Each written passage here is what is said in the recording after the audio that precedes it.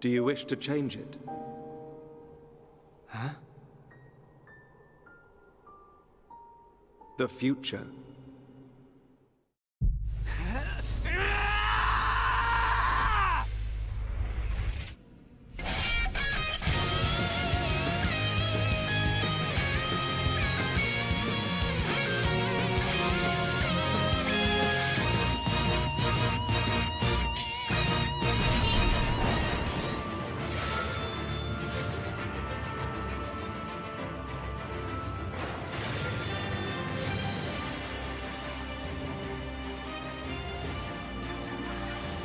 There we go! Awesome!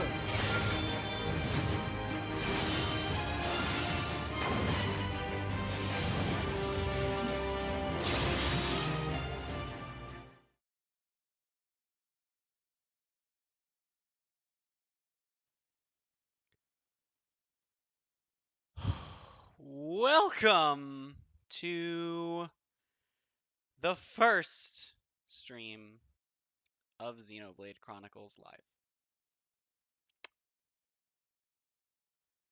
Today, as you may or may not know, is the day that Xenoblade Chronicles Definitive Edition has launched, and as the description says, I do not have the equipment to show you that, but that doesn't mean that we can't live through this wonderful story with these characters. I am very nervous going into this series because I am far from good at this game and I've only completed a single playthrough. These streams are probably going to be pretty long. And I just hope that everyone that comes out to these is going to have a great time. And if you don't like my streams of this game, I at the very least would ask that you do give this game's story a shot from somebody else. With that said, Inspirational Failure, welcome on out to the stream. Thank you for chatting before I even went live, before I even had anything going. Thank you for being here. I think we're just going to jump right into it, because like I said, I do not want this to go on for a super long time, so we're not going to hit continue, and I'm going to have to be very careful about saving, because there are spoilers on other save files that I have, but that's fine. I will cross that bridge when I get there. Right now, we're starting a new game. Let's begin Xenoblade Chronicles.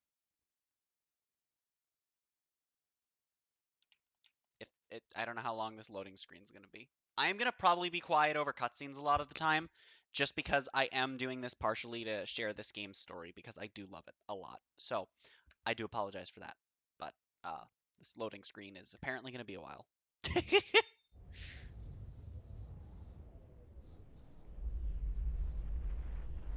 Long ago, the world was nothing more than an endless sea, cloaked in a boundless sky, reaching as far as could possibly be imagined.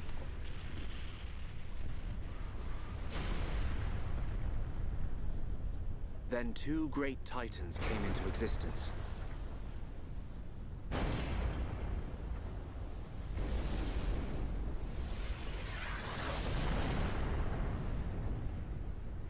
The Bionis and the Chronicles.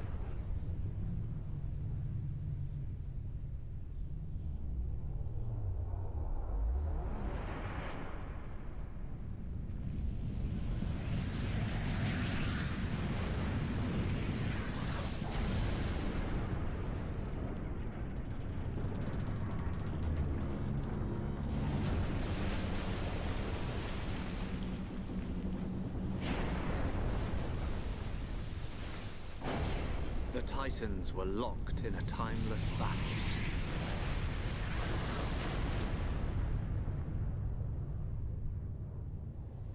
Until at last, only their lifeless corpses remained.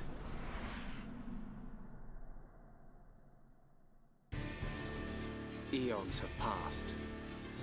Now, our world, this vast land stretching across the remains of the Bionis, is under attack from a relentless force known as the Mechon.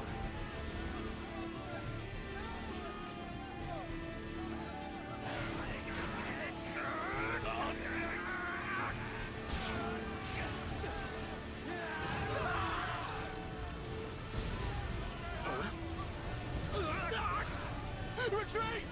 Retreat!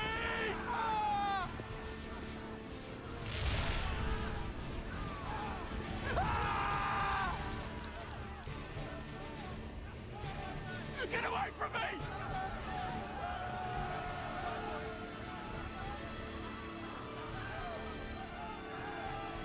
Retreat! No retreat! The end mecon's unknown!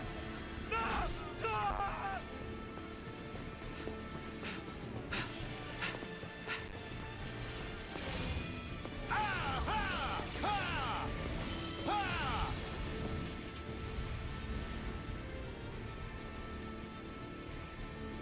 They're advancing down our weak right flank. For a bunch of soulless machines, they seem to know a thing or two. But we'll see.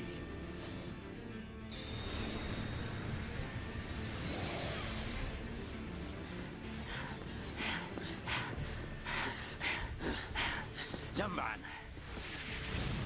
we've been given the order to retreat. We're pulling back the line to Colony 6. That's where we'll set up the last line of defense. Yeah, that's a good idea.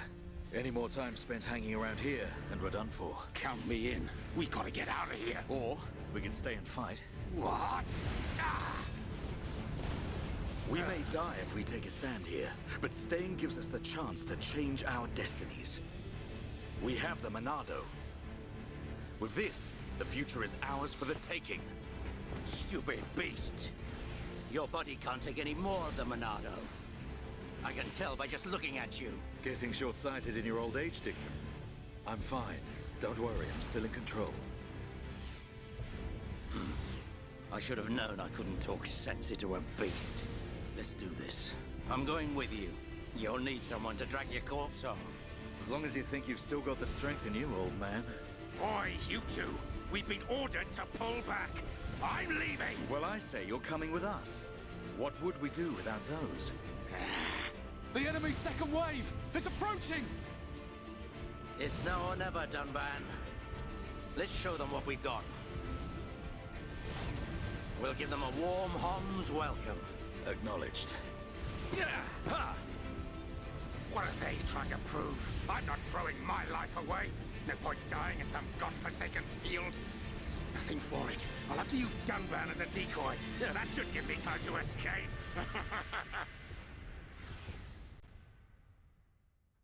Well, that's quite a way to throw us into the story, huh?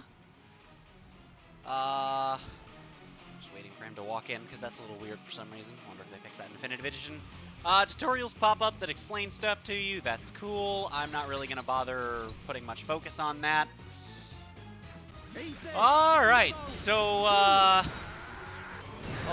there are things that I'm going to have to be super careful that I don't say. Because, like, there are so many things that on repeat playthroughs or viewings just make, like, so much more sense or make stuff so much better. And,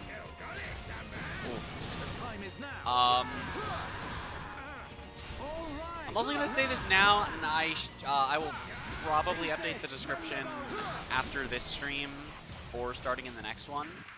But spoilers will probably get people banned from chat. Hello Orange, welcome on into the stream. So yeah, one of the big things that combat revolves around in this game is arts. They're just these little attacks you can do. You have your auto attacks that are just kind of always happening. And when you have them in auto, you have them in auto arts, which you can either do an attack that does more damage to Mechon, or lets normal weapons that normally can't damage Mechon, damage Mechon.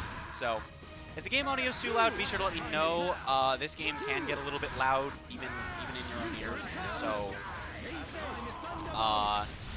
there's also a tension system where it won't actually let me. Okay, never mind. There's a tension system where you can kind of see with Mumcar there that characters can get discouraged, but I'll explain that more a little later, I guess.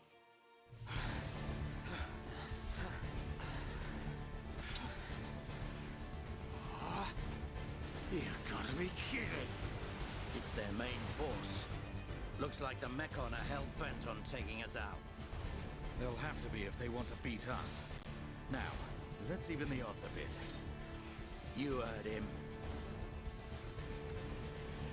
Dixon, Munka, let's do this.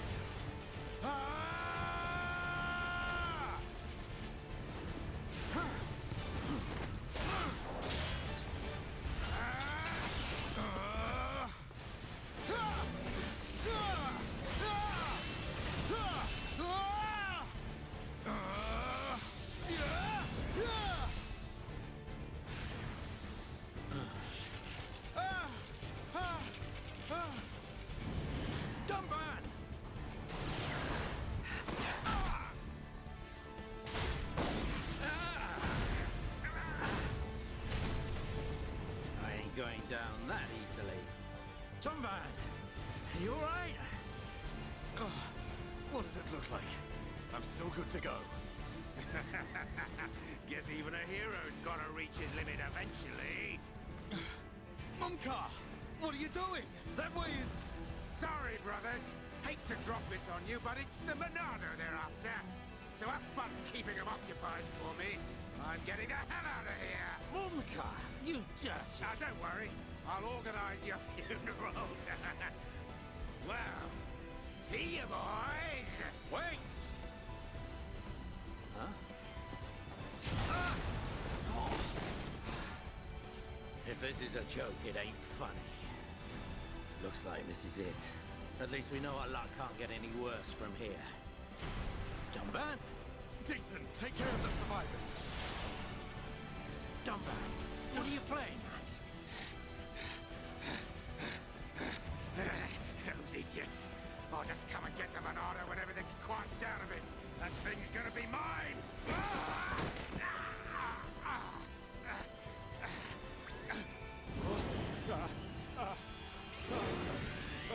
Oh no, please! No! Vile Mechon. If you think the Homs, the people of Bionis, are just waiting here for you to pick us off, you are sorely mistaken.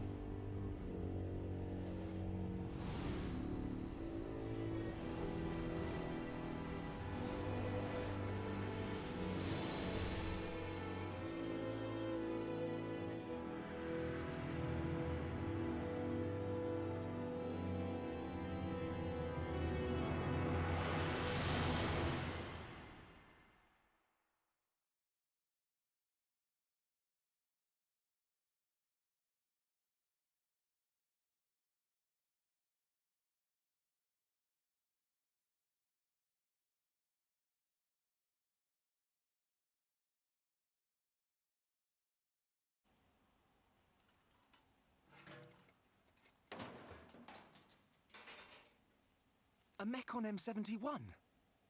I bet I can use its optical system to align one of the anti-air batteries. Ah, no good. It's broken. The joint section. It's buckled. It's completely useless. Ugh.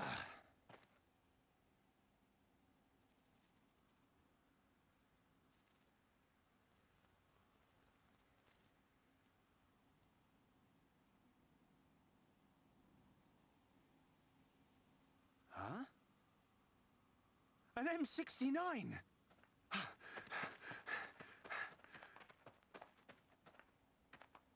Its armor would be perfect for making a shield.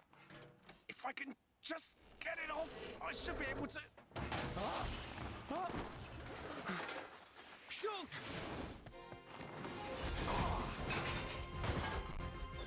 Right. It's not a Mechon. It's just a Crabble. It was using the Mechon armor as a shell.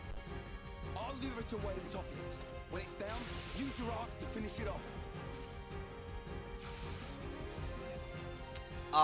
Okay, so Number one, I'm pretty sure Shulk should have some back problems. And number two, it was using the armor as a shell? Okay. Number three is that combat in this game can get kind of interesting, where there are certain arts that have certain conditions, like a certain status being inflicted, or what I like really is that there are arts that you have to be in a certain physical position relative to the opponent. The break status enables them to be toppled, which will let you deal extra damage and will let you deal normal damage to Mechon, but the game doesn't want you to know that yet. But I'm going to tell you that because that's, yeah, whatever. Oh god, there's another thing. Yeah, so it's just saying in that tutorial that whenever the little green barriers pop up, you just have to kill whatever's in there before you leave, and then it'll open the barrier. Your talent gauge will fill for most characters when you do auto attacks and they hit, so that's a thing. Thanks, Ryan. That was a close one. Man, what were you doing wandering off by yourself? Stay where I can keep an eye on you. It's pretty dangerous outside of the colony. There are all kinds of monsters. Yeah, but thanks to you, we got its shell. Everyone in the colony's gonna be really happy. I'm more worried about you than the shell. Oh, whatever. Knowing what you're like, at least you'll make a decent weapon out of it. This scrap driver's excellent. I just learned by watching Dixon make weapons. Of course, Dunban's weapon still beats them all. The Monado. I hope I can figure out the secret of his power one day. You will, Shulk. Anyway, we better get back to the colony. If I'm late for drills again, old Square Tash is gonna kill me. Square Tash? Oh, the Defense Force Colonel. He's pretty scary. Tell me about it.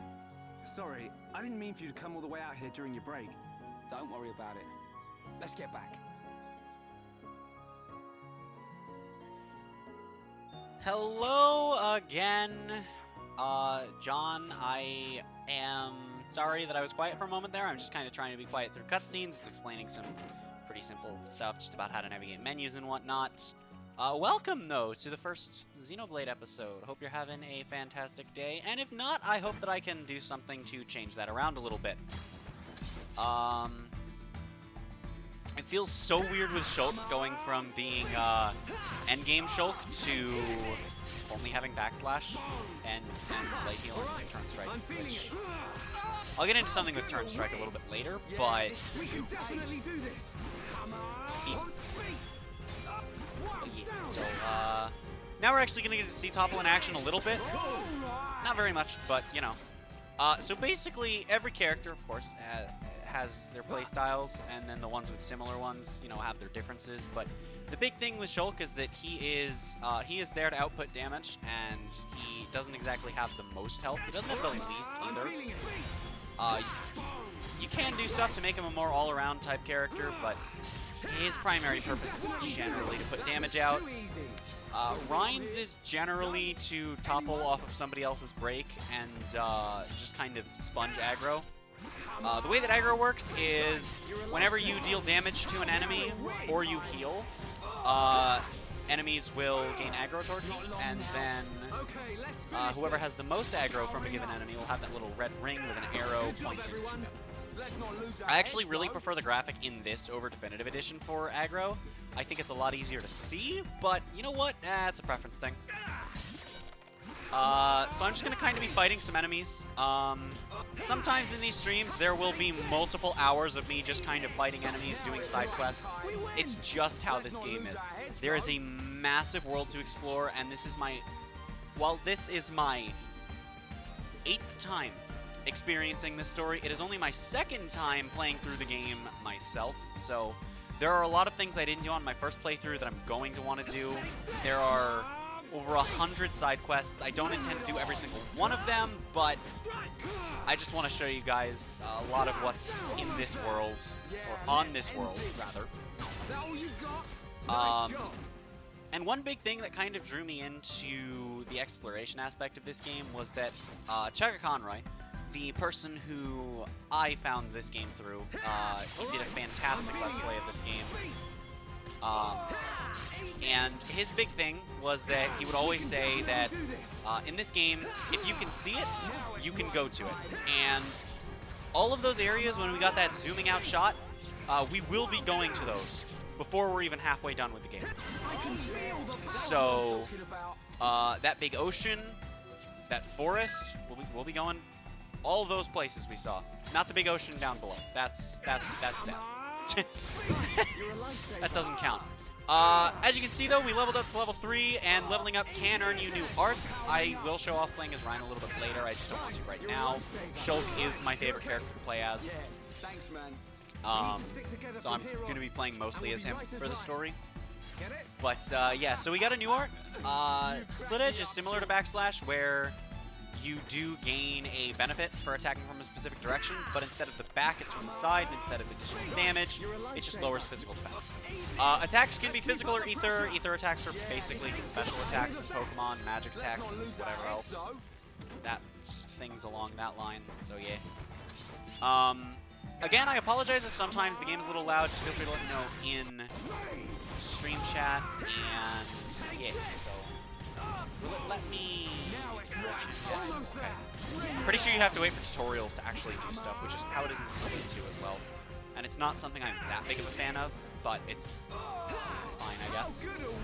Because that way you can't just go doing stuff you're not supposed to know how to do yet. We can do it. Right.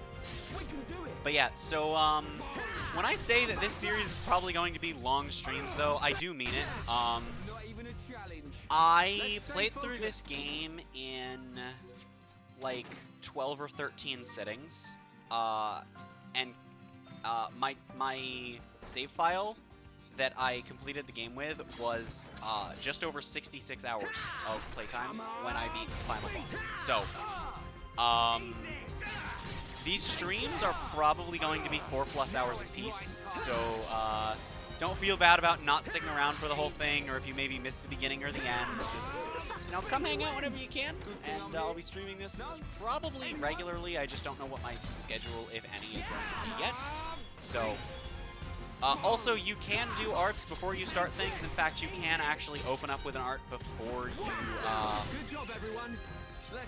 you've even drawn your weapon. There are reasons to not do that later on, and usually there's not really much drawback to it, but as you can see, I can't do those reasons, so as you can see, you can just do that. You just do that, get some cheap damage in nice and quick. And then we can kill him. These damage numbers look so small, but, you know, whatever.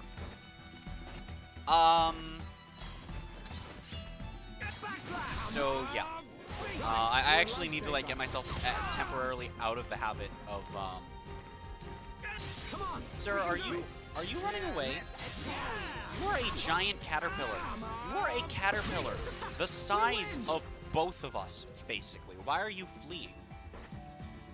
Hang on, I will be right back.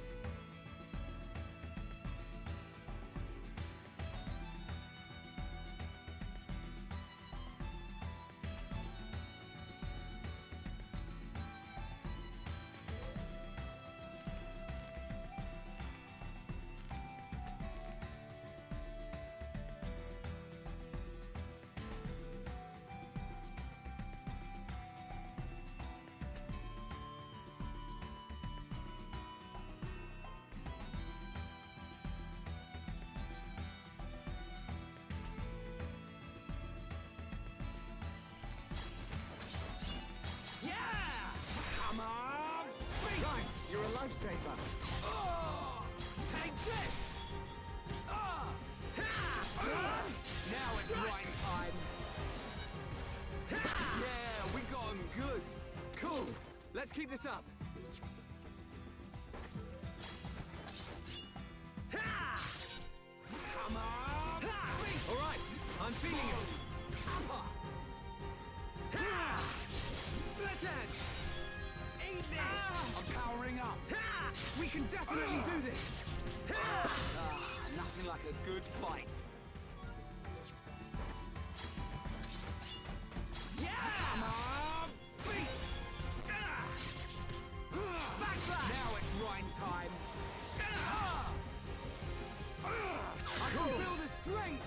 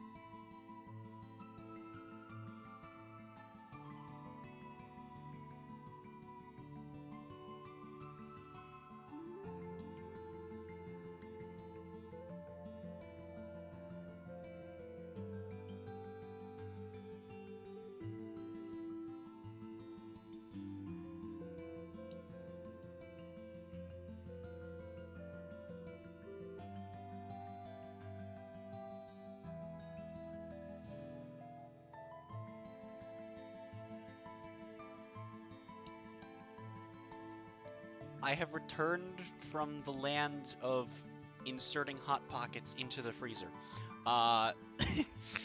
Oops. Anyway, I don't know how much farther in we can go without actually triggering the cutscene, so I didn't really want to keep going at all, and that's why. I actually probably should have kept going for the cutscene, but here we go. That would have been a good idea. I'm dumb.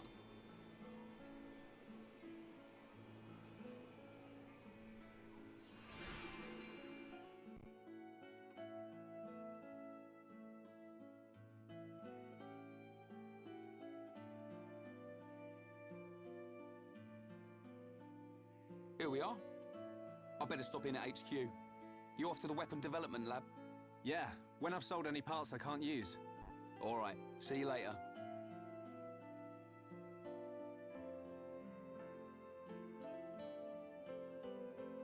That is a lie. There are no parts to sell, but now we no longer have Ryan in the party, which is a slight oof.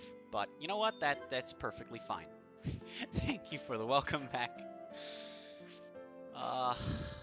I know I said it in text chat, but like, thank you so much for the 3 likes. It does really mean a lot to me. It's, you know, it's just it means people like the stream, and I'm totally okay with that.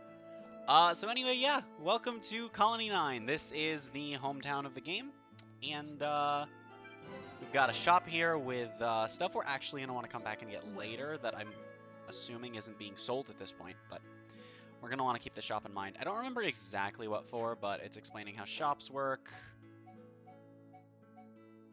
Yeah, these are art books. The ones that you can buy will allow you to upgrade your arts up to level 7 instead of level 4, because that's the thing you can do. And then late game, there are monsters that'll drop ones that let you upgrade to level 10. We don't have a lot of money, so I don't think we're going to be buying a lot of equipment. I tend to go pretty minimal on buying equipment. Like I said, there are tons and tons and tons and tons and tons of side quests. The people that give you these side quests spawn at various times of day, and I don't, like, plan to keep a guide open. Like, there's one that's supposed to be around here, but it only spawns during the day, I guess. So we'll do that, just not now. And now we've gone this way, because I went the wrong way, because I'm amazing at life. And then there's... Is that up there? That might be up there. It's probably up there, isn't it? It totally is. It's also possible some of these side quests just aren't spawned in, because they're supposed to do some story stuff. This guy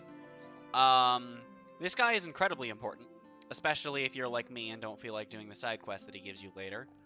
I don't think you can actually... I think it's not ready yet, right? Yeah. Or wait, no. Yeah, okay. No reaction. Kids these days, you don't know how amazing this is. Oh, okay. No, it is actually ready right off the bat. You just can't really use the gems. Yeah, so gems are a little thing you can do to upgrade your equipment. And, yeah, so we'll get into that a little more, because at the moment we actually can't do that. So yeah, I guess for right now we should probably get to the lab, analyze the parts or whatever. Also, one thing I do want to really quickly mention is that, okay, so I guess it's not, I guess it's just they're showing up, even though they're not showing up. Okay. I'll get into side questing a little more in a moment. I do want to progress just slightly more here. But one thing I do want to quickly stop for is skip travel is an awesome mechanic. Anything that you go by that is marked as a landmark, as long as something in the story isn't preventing you from skip traveling entirely or to/from your current location, you can skip travel to any landmark anywhere in the world, and it's not a magical teleportation thing. The time it would take to do that actually passes in-game, which is a really neat detail. And I don't know if that detail's in definitive. I would assume it is. And then the game just explains it. Cool. I don't know why it doesn't explain it at an earlier landmark, but sure. I guess because by now you've gotten like 5.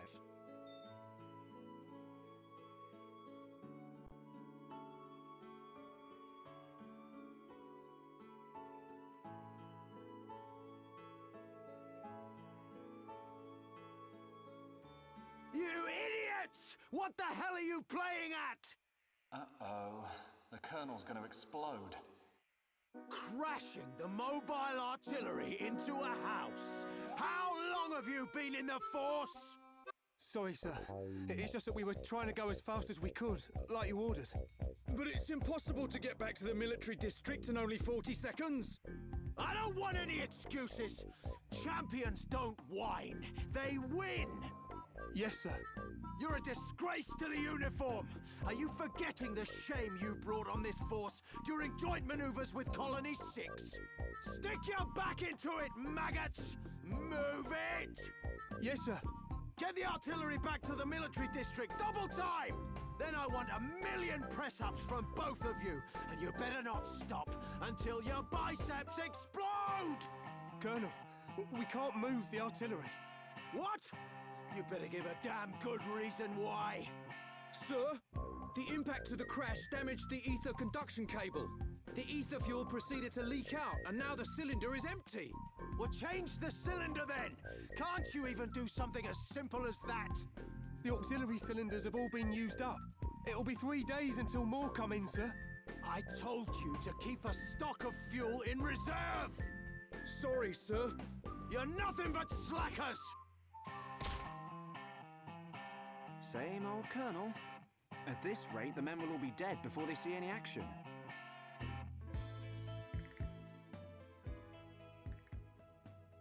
I'm not even gonna lie. The Colonel is actually one of my favorite side characters in the game. Also, you've never seen this game but know of it from Smash. Yeah, I mean, a lot of people learned about this game through Smash, and I don't mean to be all. I don't say this in the sense of like, oh, I'm cooler because I knew beforehand, but I enjoy knowing that I knew about it beforehand because I don't know. It's different. I prefer learning about things through themselves and not other things, but new stuff is new stuff. And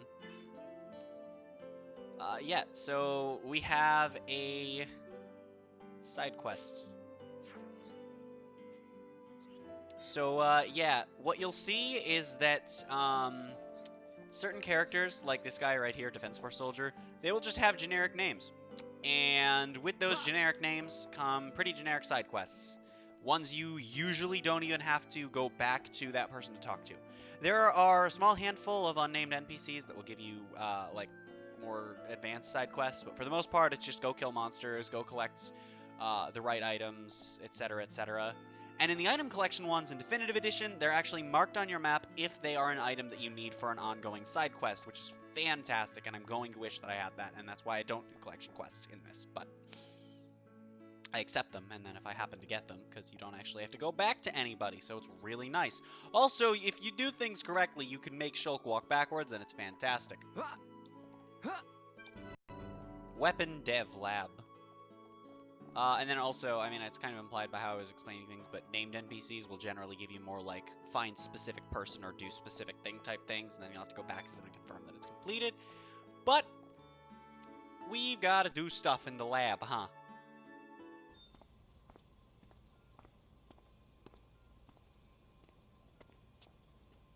All right, Shulk.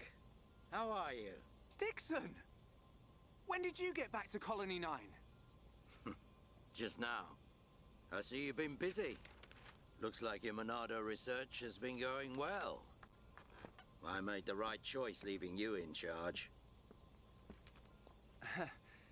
Your research notes really helped. So, you can activate it now then. Well, anyone can activate it. The problem is controlling it. Yeah, for everyone except him. Yes. If anyone other than Dunban were able to control the Monado, we could surpass any military force in the world. You think so? What are these hidden functions you mention? It's still only conjecture, but it's starting to look like the Monado might be something far more significant than just a weapon for defeating Mechon. I see. And the evidence to support your theory? It's the symbol that appears in the center when it's activated. What I know is, the central piece is made from multi-layered glass. The symbol appears on the top layer, and each layer is constructed differently. So it's possible that other symbols could appear on different layers. Which means... The Monado might conceal even more power. Am I right? if we could just unlock the Monado's power. Dunban! Dunban! Prioritize the most severely injured! Come on, get a move on! Dunban! Don't look like that.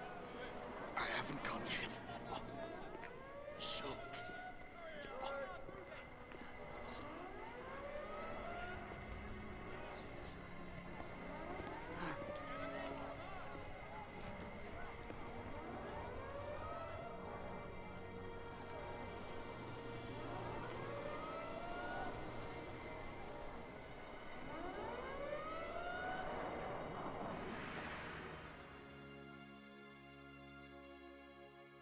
It was the Monado. It was controlling me. Even so, it saved us. Saved our future. Next, it will be up to you. Dunban. Well, I better get the supplies delivered to the Defense Force. I'll drop round the HQ and see how they're getting on. Okay then. I'll see you later. Shulk, you're spending too much time in the lab. Either that or rummaging for junk in the scrapyard. It ain't healthy for a kid your age. That's why you're always looking so pasty. You should get out, get some fresh air once in a while. All right, I'm off.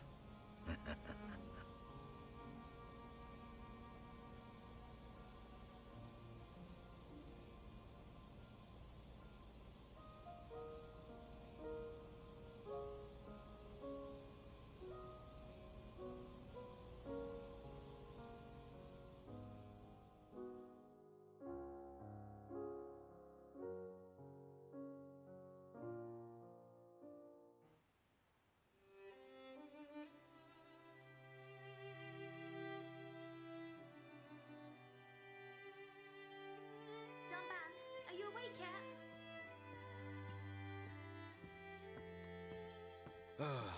Is it time to eat already? You didn't have to bring it yourself. You could have just called me. Don't be silly. Do you want me to feed you? Don't treat me like an invalid. I'm better than I was a year ago. Much better. I really thought I lost you back then. Yes, but now I'm almost well enough to handle the Monado again. Dunban, don't say that. The Meccan have gone now. Oh, why would you say that? I just mean I'm prepared. Sorry. Okay. More importantly, eat up before it gets cold. I made something really special today.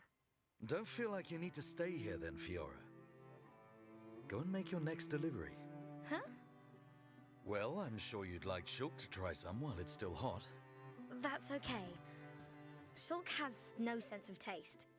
He'll say it's delicious even if it's stone cold. In which case, today he would actually mean it.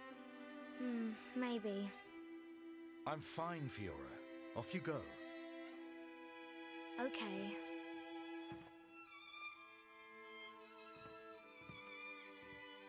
Dunban, thanks.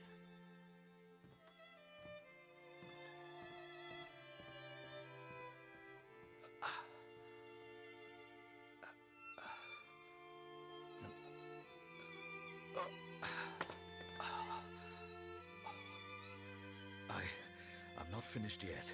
I have to be prepared to use the Monado again.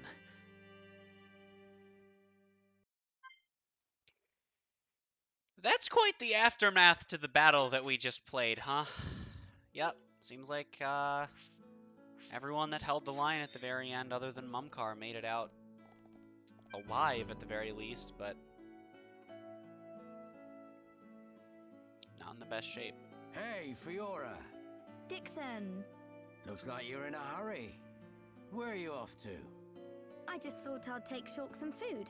I'm on my way to the lab. Shulk's not there right now. Really? I just sent him out to get some fresh air. You know where he'll have gone. Outlet Park. That's the one. Okay. Thanks, Dixon.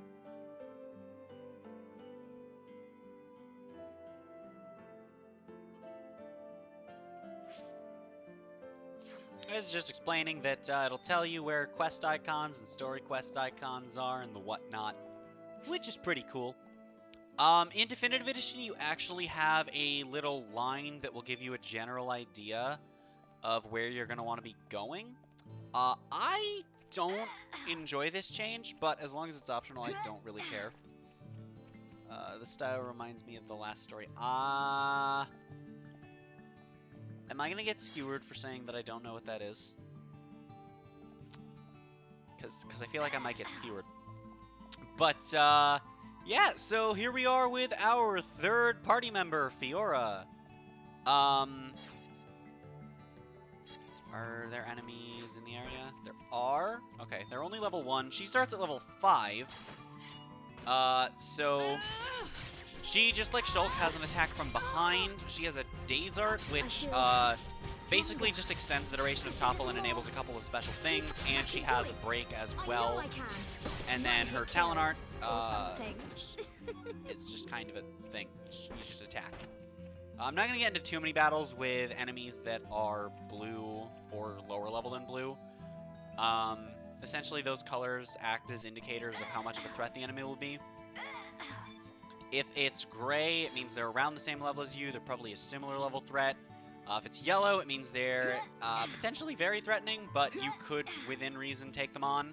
If it's red, it means you can't even damage them. It means they're more than 5 levels above the party leader, at which point they get massive boosts to all of their stats, including agility, which will make it impossible to hit them without specific setups and the whatnot. So, yeah.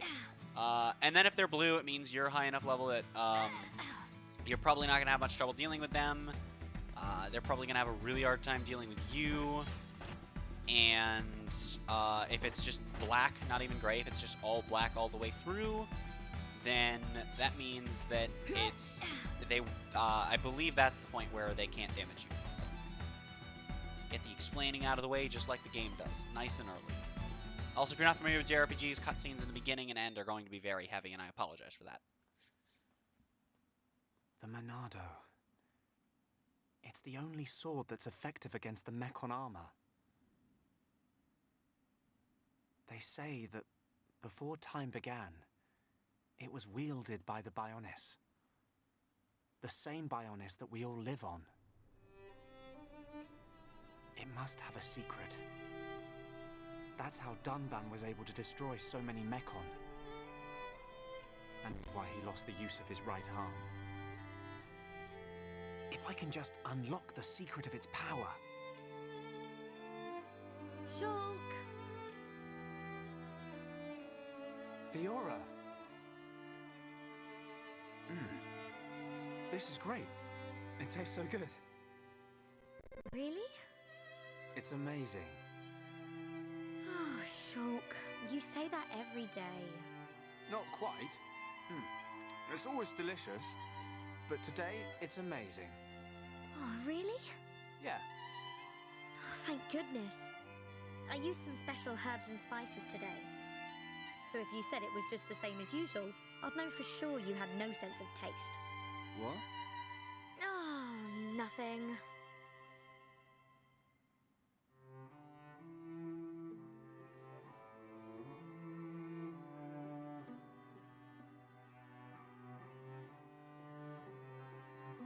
Ah, the breeze feels so good. Yeah. I'd forgotten what it feels like.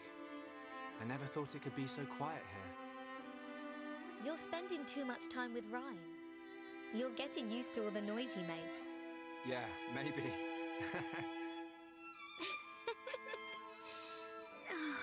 It's so peaceful. You know, Shulk, I hope every day can be like this, always. Huh? The debris siren. Strange. There hasn't been much falling lately.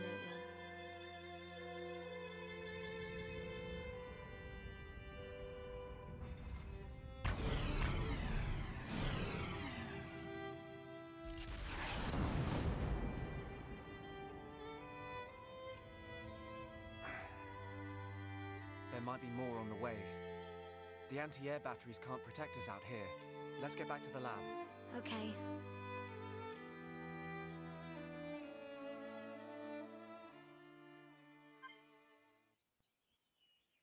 Welcome on into the stream, B-Team. Hope you're having a nice day, as always. And if you guys don't know who he is, then he is another YouTuber, and he's really close to hitting 100 subscribers. And I guess now is the time to explain Heart to Hearts before I go into this one. But before that, yeah, him and I do a series together. It is Pokemon Cage Locks, and then every other series is just a random game that we throw in. So. Yeah, go check him out, and, yeah, welcome on into Xenoblade. The way Heart to Hearts work is that they're just little, mini cutscenes that you can kind of control between two characters. You'll be able to raise their affinity, which affects, various things throughout the game, and to view them, you need both characters, active in the party. You can only have 3 active at a time, and then in addition to that, you also need to have a certain affinity already, so... going into this one, of course, you get just the default amount of affinity is all that's needed. So yeah, it's just little exchanges, and you'll occasionally have these options. So, viewers asking, do you remember why we came here? Shulk is saying, yeah, we came because. I don't actually know all of the best options, so I'm just going to kind of go with what seems right. So we're going to go with this, and yes. And these actually kind of give you, I'm probably going to just like leave these, I'm not just going to mash through these, I'm probably going to leave these up because they actually do give you a little bit of stuff into the characters and into the world and the whatnot, and it's really interesting, and especially some of the later ones are really, really good additions to the story. So, I like to think that canonically they all happen at some point. So... but yeah. Oh no!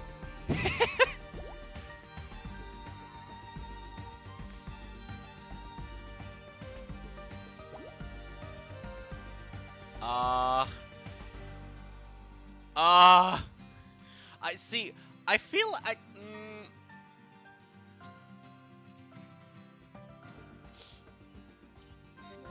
yeah, that was the correct one. Okay. Oh, don't worry. It's fine. I never brought it up. What are you talking about? It's fine.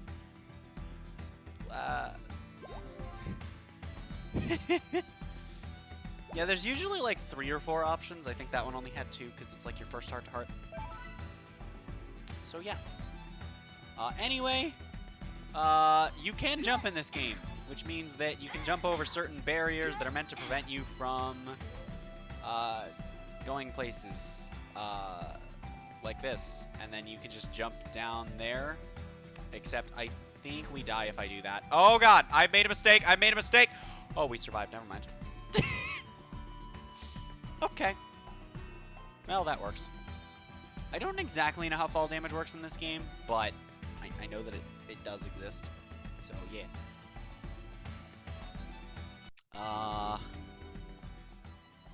Can we view this yet? I would imagine not. This one's probably going to be... Yeah, okay. If it says that, that just means that you don't have your, you don't have one or both party members at all in your party at the moment, so... that, I believe that could mean, that it's just one with Ryan, but, it could also mean that it's one with somebody we just won't be seeing for a little while. So... now that it's daytime, though, a lot of these side quests are going to be popping up a little more easily, and I do want to do a good chunk of them, if I can figure out where these people are, and then just kind of accept these little generic ones. Collection quest, okay, whatever. Sometimes they'll have multiple quests, so I'm just going to kind of awkwardly stand there staring at them sometimes, and I apologize for that. It just is how it goes. Well, Hello, Colony 9 resident. Getting complaints from customers. Collection Quest 3. Oh my god. In later areas, there's going to be like Collection Quests 1 through 4, parts 1 through 3, and it's just like, meh. Collection Quests are just like, I don't know. Who's there? Who are you? Carolina near to the oldest person in Colony 9. Sure. Back's playing up again. Medicinal Brog Oil. Okay. So for quests like this, where you actually do have to go back to them, you will have a little pop-up thing on top of your screen telling you when you collect the item that they want you to get. This is just explaining that when you accept or complete side quests in an area, you will gain affinity with that area, which will... the big thing that it'll allow you to do is... Where is the other quest? Is it just here at night? Probably is. But that'll allow you to get more side quests. Shops will be selling more items. Yeah. So, and in some cases, it can actually change some stuff. I should say in one location's case, but we'll get into that a little bit later. I don't even know if we're going to get there this stream. I don't think we will. Also, because I am emulating this, I do have speed up, but it's going to be very minimally used. It's just something that I don't really ever find myself wanting to. I mean, I do sometimes, like when I'm swimming, but that's just because you're kind of doing nothing in the water. So yeah. As you can see, I just want to show you, if you were to play along and just want to go straight on with the story, I believe the next place it wants you to go is back to the Weapon Dev Lab, which, like I said, we're going to be doing a little bit of just poking around with side quests for the moment. So, yeah.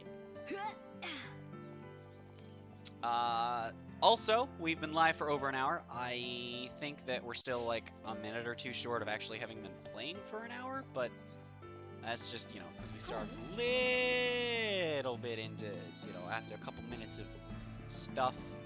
It's a generic quest.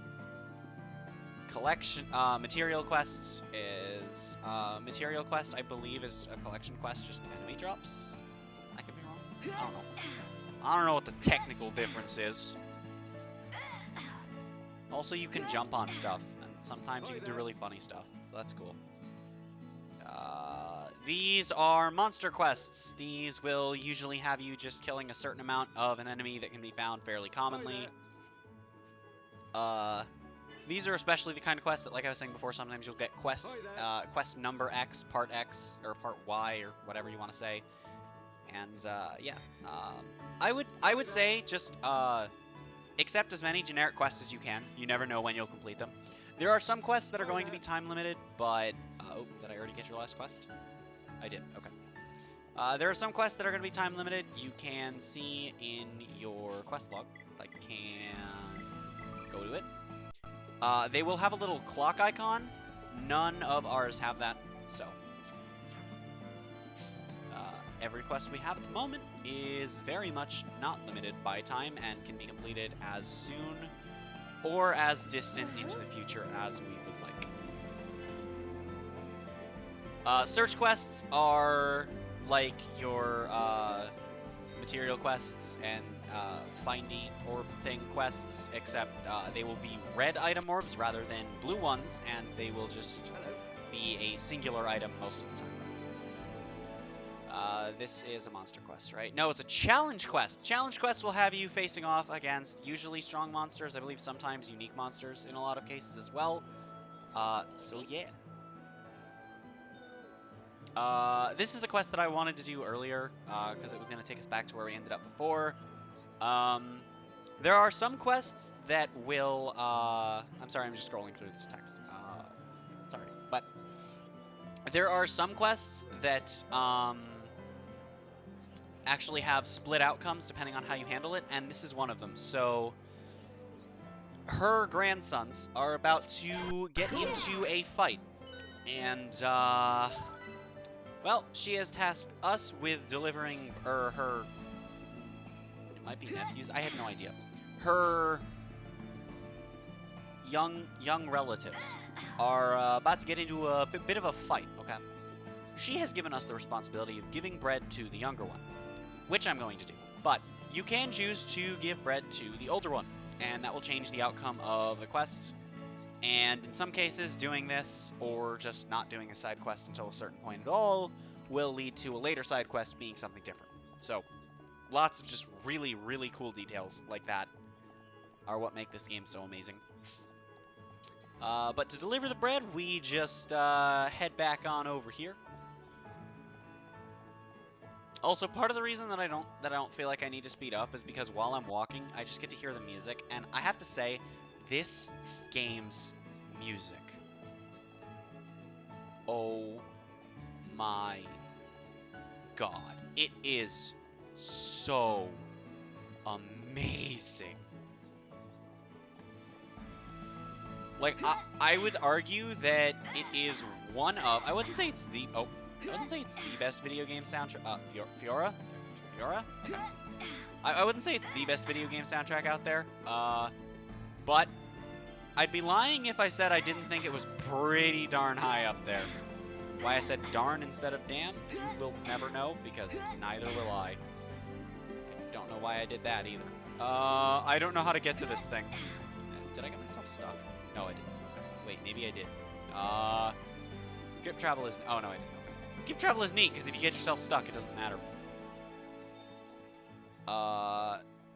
The person we're supposed to deliver to you might only show up at the evening? I don't know. I've never done a 100% playthrough. I've never done most of these side quests before, so I apologize. I apple log eyes. So that's totally how it's pronounced. We can go down here. I don't know if there's anything down here for us.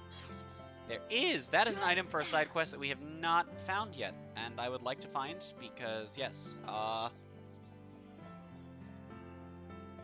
Speaking of, is it you? Oh, I wonder! What if it's for this side quest? Also, whenever side quests are going on, the characters in your party will talk about what the side quest giver is saying. It is not for you, okay. That's fine. But they'll talk about what's going on, and their affinity can go up based on what's being said. Along with certain characters having special dialogue, I'm not really going to be paying too much attention to that. Although there are some side quests that only certain characters can trigger to begin with. So, yeah. Found it. Hello.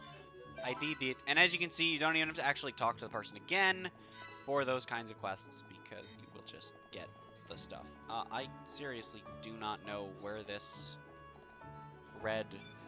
Is it at night? Is that what's wrong? Is that what's wrong? Because you can change the time at any time for convenience sake. I believe it takes about a minute real-world time for an hour to go by in-game. Roughly.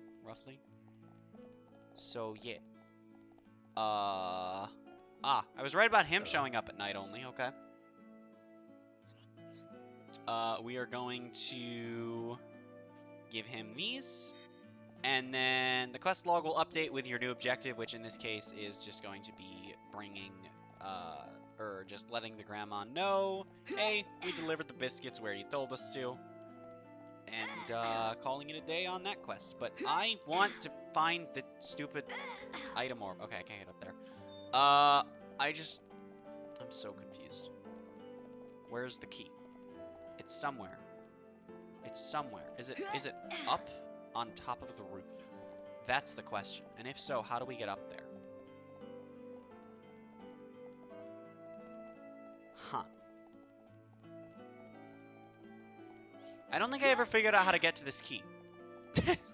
I don't know if I'm going to be figuring it out at all. Because this is quite the big thing. Okay, so I don't think it's happening here. I don't think we're getting up here. We're definitely not getting up there, which means it will probably be on the other side if that's what we're even supposed to do at all. Which I find unlikely. It's also possible that it's below me, but I don't know if that would be the case. Hello, friend. I didn't even see your side quest marker. Search quest? Search quest. Oh boy. You left it in the commercial district. Okay. Oh. Oh, there it is. Oh, I didn't even know you could go back there. Oh, I didn't even know you could go back there. I did it. Is that the key? I found the key.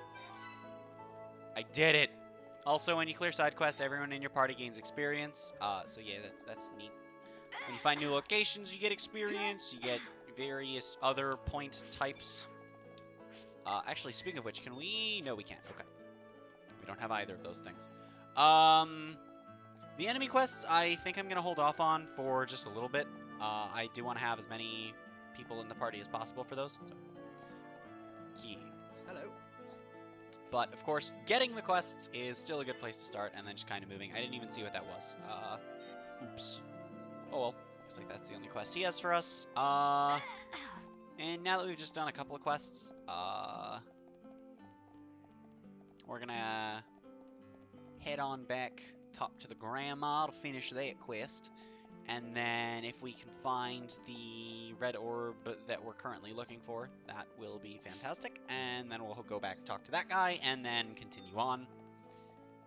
And hopefully that won't take 45 minutes and push us over the 2-hour mark. I have an idea for where I want to end this stream in terms of what I want to get done, but it could go on a little past that. Definitely won't end any sooner, though. That's for sure. I see a red exclamation point, which means that that's definitely going to be the item we're looking for. And then I'm probably going to have to change to daytime for... oh, is it up there? It totally is, isn't it? That's going to be a sad...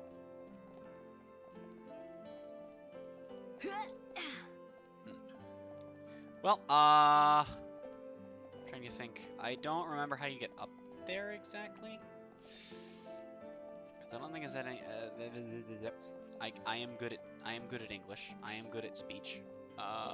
Does it involve coming around back? Oh, no. Oh well. Maybe it's up here, because I know this lets you go up to a little higher elevation, and I don't know if you can. It doesn't look, at least not from over there, like you can actually get all the way over there. But yeah, it's because it goes this way.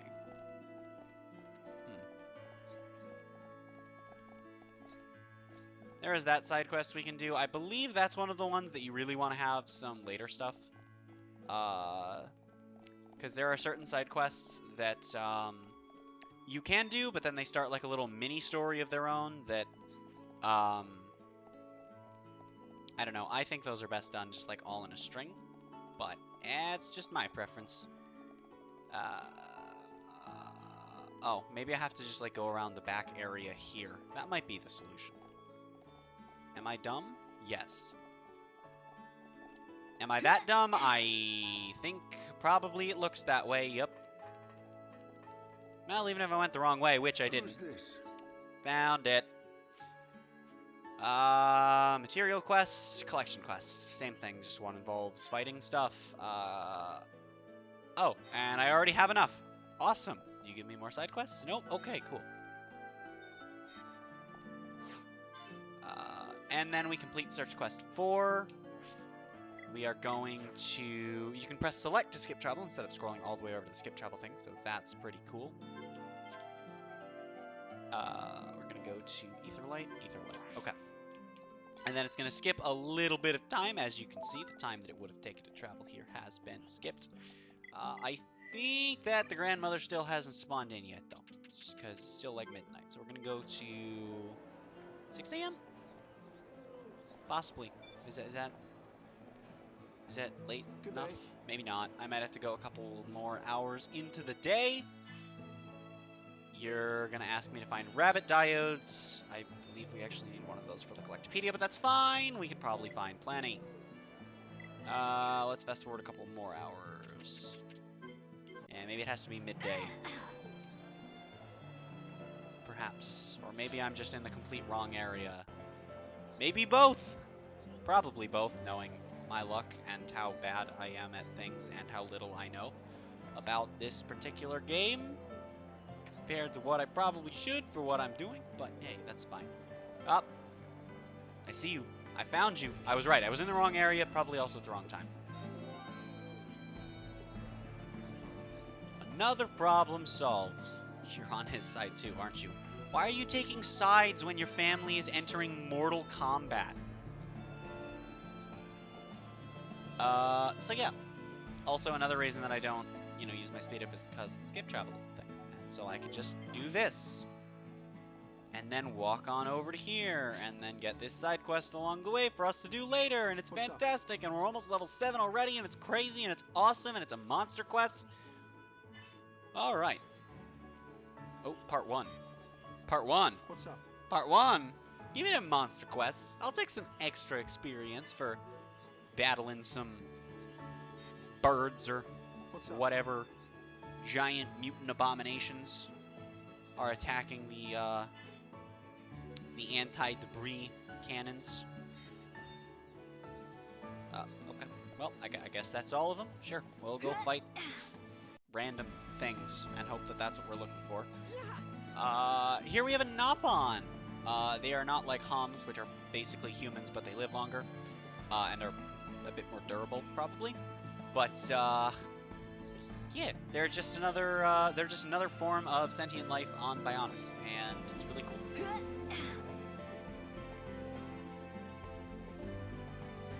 More cutscene! And more G Fuel. Ryan? Ryan, what are you doing? Shulk! No, I'm just...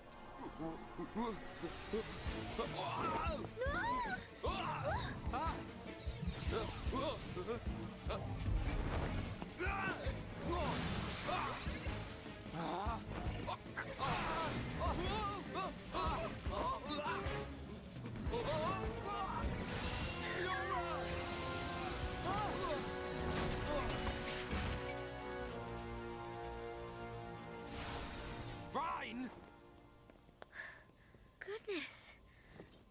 Oh, Fiora, are you okay? I'm fine. It's broken. What? What do you mean it's broken? Don't you care about me? I could have died. You're not hurt, are you? The Monado can't cut people. More importantly, what were you thinking, Ryan? Sorry, I came to ask a favor, but you weren't here. And I saw the Monado and... I know I'm here a lot, but even I need fresh air sometimes. Is your body still feeling numb? We have to be very careful with the Monado. It's not a toy. I know, man. I just wanted to touch it. Didn't know it would do that. Sorry. But is it true? The Monado really can't cut people? The pattern in that circle. Or maybe it's a symbol. I think it shows which power the Monado has at the moment. You think it's... a symbol? Well, if I can find a way to increase the number of symbols, I should. I'm sure that's all very clever. But why were you more worried about a machine than me, Shulk? Well, I just explained why. That's not the point. Sorry.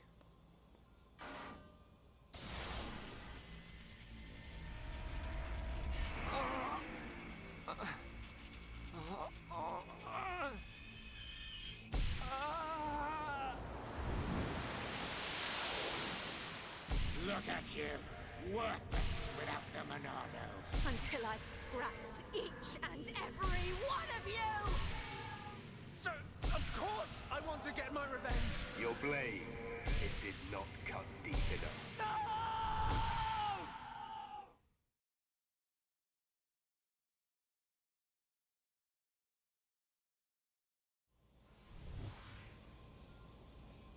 Shulk!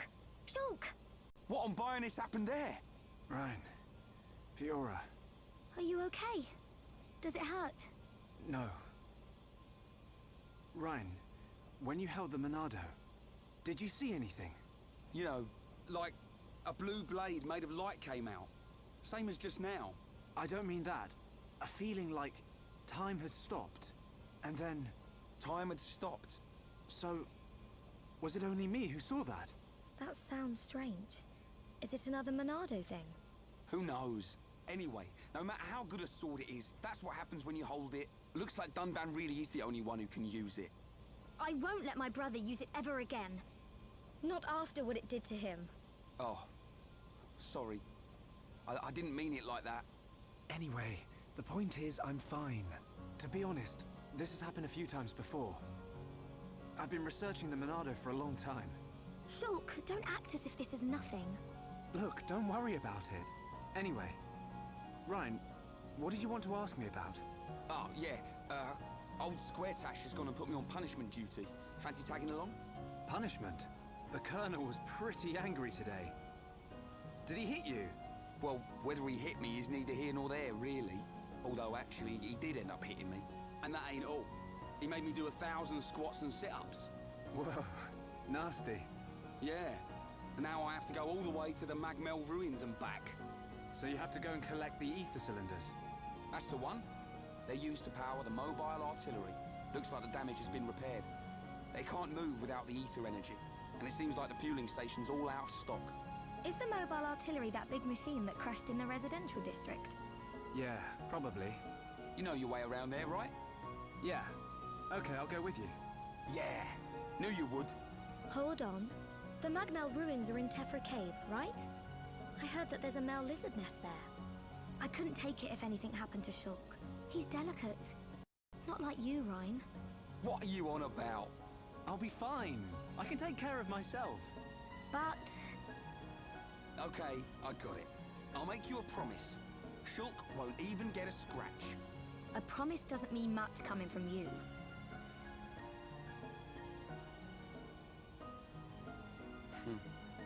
She don't trust me at all.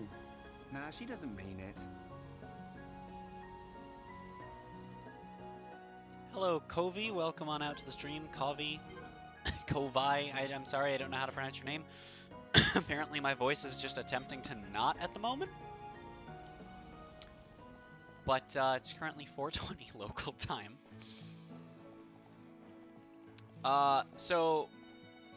I'm going to start a counter, starting with that cutscene, and that counter is going to currently be at 1.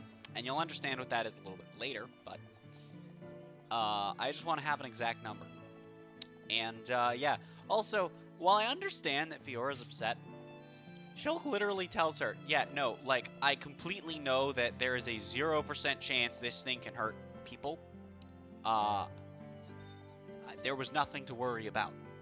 And then Fiora's just like, but why weren't you worried? And he's like, but, you know, whatever. He probably should have acted concerned. That's generally what you do if other people don't know what you know. That, I just, whatever. Whatever.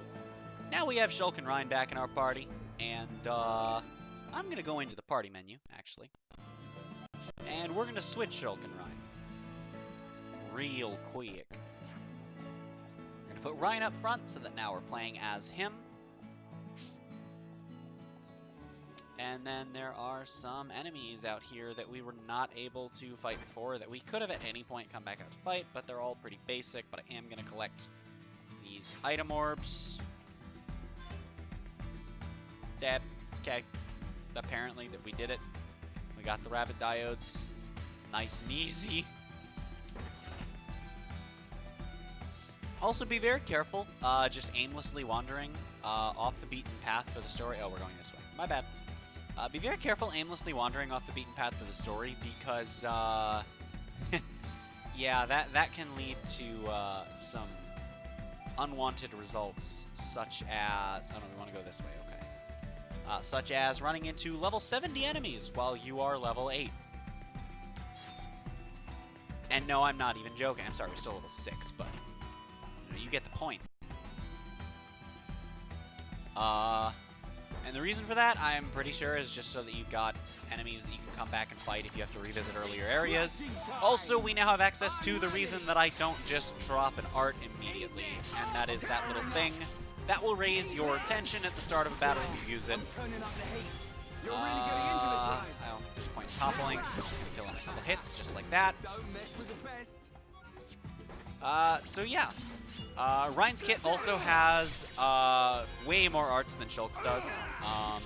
Shulk actually has the least arts of anybody in the game, having exactly enough to fill out the little bottom bar thing that you use to use arts. So, whereas everyone else actually will end up with more than enough to cycle through that entire thing and still have a few left over. I'm ready. What's interesting about Rhine is that his talent art will just consume the aggro from all enemies. I believe there's a range on it, but it may as well be all enemies in most fights. And then on top of that, most of his physical arts will be either increasing aggro or filling up your talent gauge, meaning that you don't actually need to be just relying on your regular attacks to do those sorts of things. If Shulk couldn't break before this matters. Nope, okay. Don't mess with the best. Cool. Relying on the AI in this game is a little bit iffy because sometimes you can rely on them to break or topple and they will do it exactly when needed and things will just go super swell. Other times, though, what will happen is they just won't. And you'll just be sitting there like, why are you like this? So yeah, that's great. I am actually, now that I think we have this open, I didn't even see any tutorials for it pop up. I'm going to show off that we can now level up and rearrange arts as well. So I'm going to be holding off on leveling arts up, but what I am going to do is start setting up my arts where I normally have them. Oh, that's the wrong button. So do that, and then that for right now. And just move these in for the moment, because I like to have mine nice and sorted.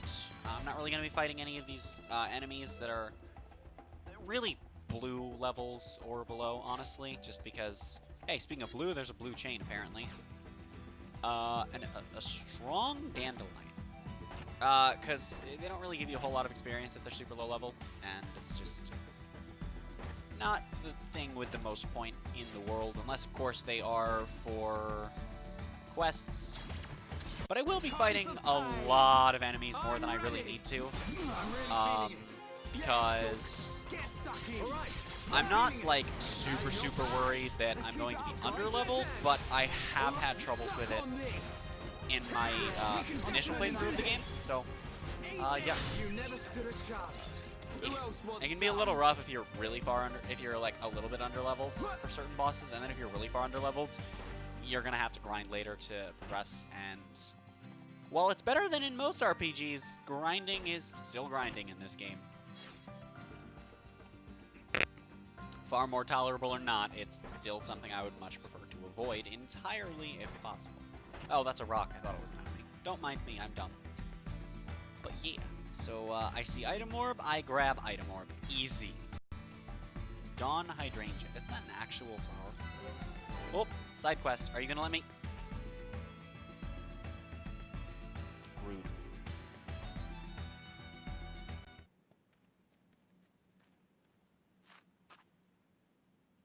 You forgot something. You will be needing the transport cases, right? Fiora. I'm coming along as well. I'd feel better going with you boys than sitting at home worrying about you. So, let's get moving. I knew she didn't trust me. Looks like it.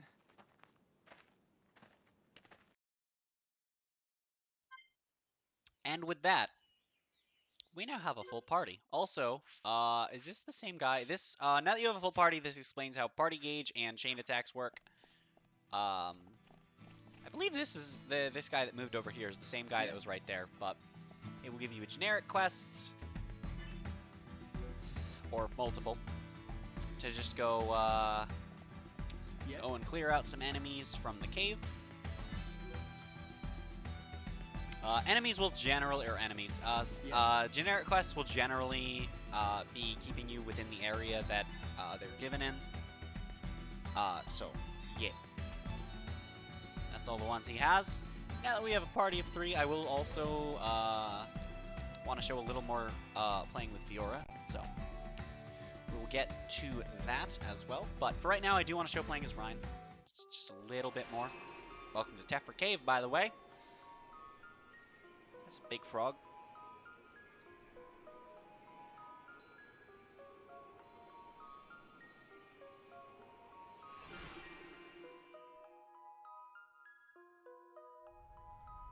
One thing that you won't have really noticed in that cutscene is that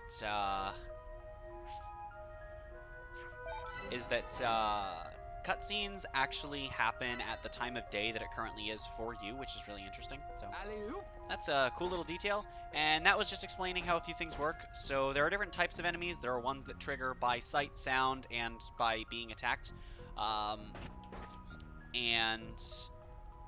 It was also just explaining like the colors and what they mean and stuff. Even enemies with sight and sound triggers will not attack you if they are not able to actually hurt you, unless an enemy calls them into the battle, which is the thing that certain enemies will be able to do later on. I say later on, but apparently these guys were just attracted to the battle. It is just possible they are kind of leveled up. They are weak. As you can see, though, each time you do arts, get bonus things off of arts, and just, you know, plow through enemies as a team, your party gauge will fill up. Your party gauge can be used to do a few things. You can revive incapacitated allies. They will have a fraction of their maximum health, but it's better than nothing. If you have all of your party gauge full, all 3 of the little bars, you will be able to initiate a chain attack, which is, as the name implies, just a big chain attack where all of your party members use arts. This is explaining unique monsters. These are special monsters. There's only one of each of them in the world. Once you beat them, they have either a 30% or 0%, depending on the specific monster and what its spawning conditions are, chance to respawn. They're usually tougher than monsters of their level, so I am actually going to be avoiding this for right now, as it's level 10 and I am mildly concerned. What I would like to see if I can do is I'm going to show you guys the lure command, which lets you lure a single enemy out of a group. I don't believe it's explained this yet, so we're just going to wait for... I shouldn't have drawn the weapon yet, but that's fine, that's fine. We're good, we're good. Everything's fine, everything's fine. Buddy, buddy, look at me, thanks. Oh, we can topple him. Ooh, and then she pulls her days off. Like I said, sometimes they just do it right, and sometimes they don't. And we're okay. If we can get up to level 8, I think we will attempt to... no, I'm gonna wait, because I actually had some trouble with this thing when I tried this at level 8 in my first playthrough. So I'm probably gonna wait till I'm at like level 9 or something. I shouldn't have done that. Oh well. Oop, shouldn't have done that. That was the wrong move, but that's fine. We're just gonna consume aggro. This grants us spike. This is just gonna be dealing damage whenever they fulfill a certain condition. Spike effects aren't always damage, and the condition that needs to be fulfilled to trigger the spike varies greatly. But I'm pretty sure that the spike on that is just a take damage, deal damage type thing. I actually almost feel like I can take it on. I think part of the reason I had so much trouble is because there are all of these low-level enemies around. I think we oh, I missed. I have to be careful about AoE attacks. There are a lot of attacks that aren't AoE, but that aren't like inherently AoE, like in their intended use. But they will hit enemies in a line or in a circle just because that happens to be how the attack is shaped. So that is a thing that some arts will be like. Okay, here we go, here we go. Guys, come with me, guys, come with me. Okay. I just don't want to fight this out of range.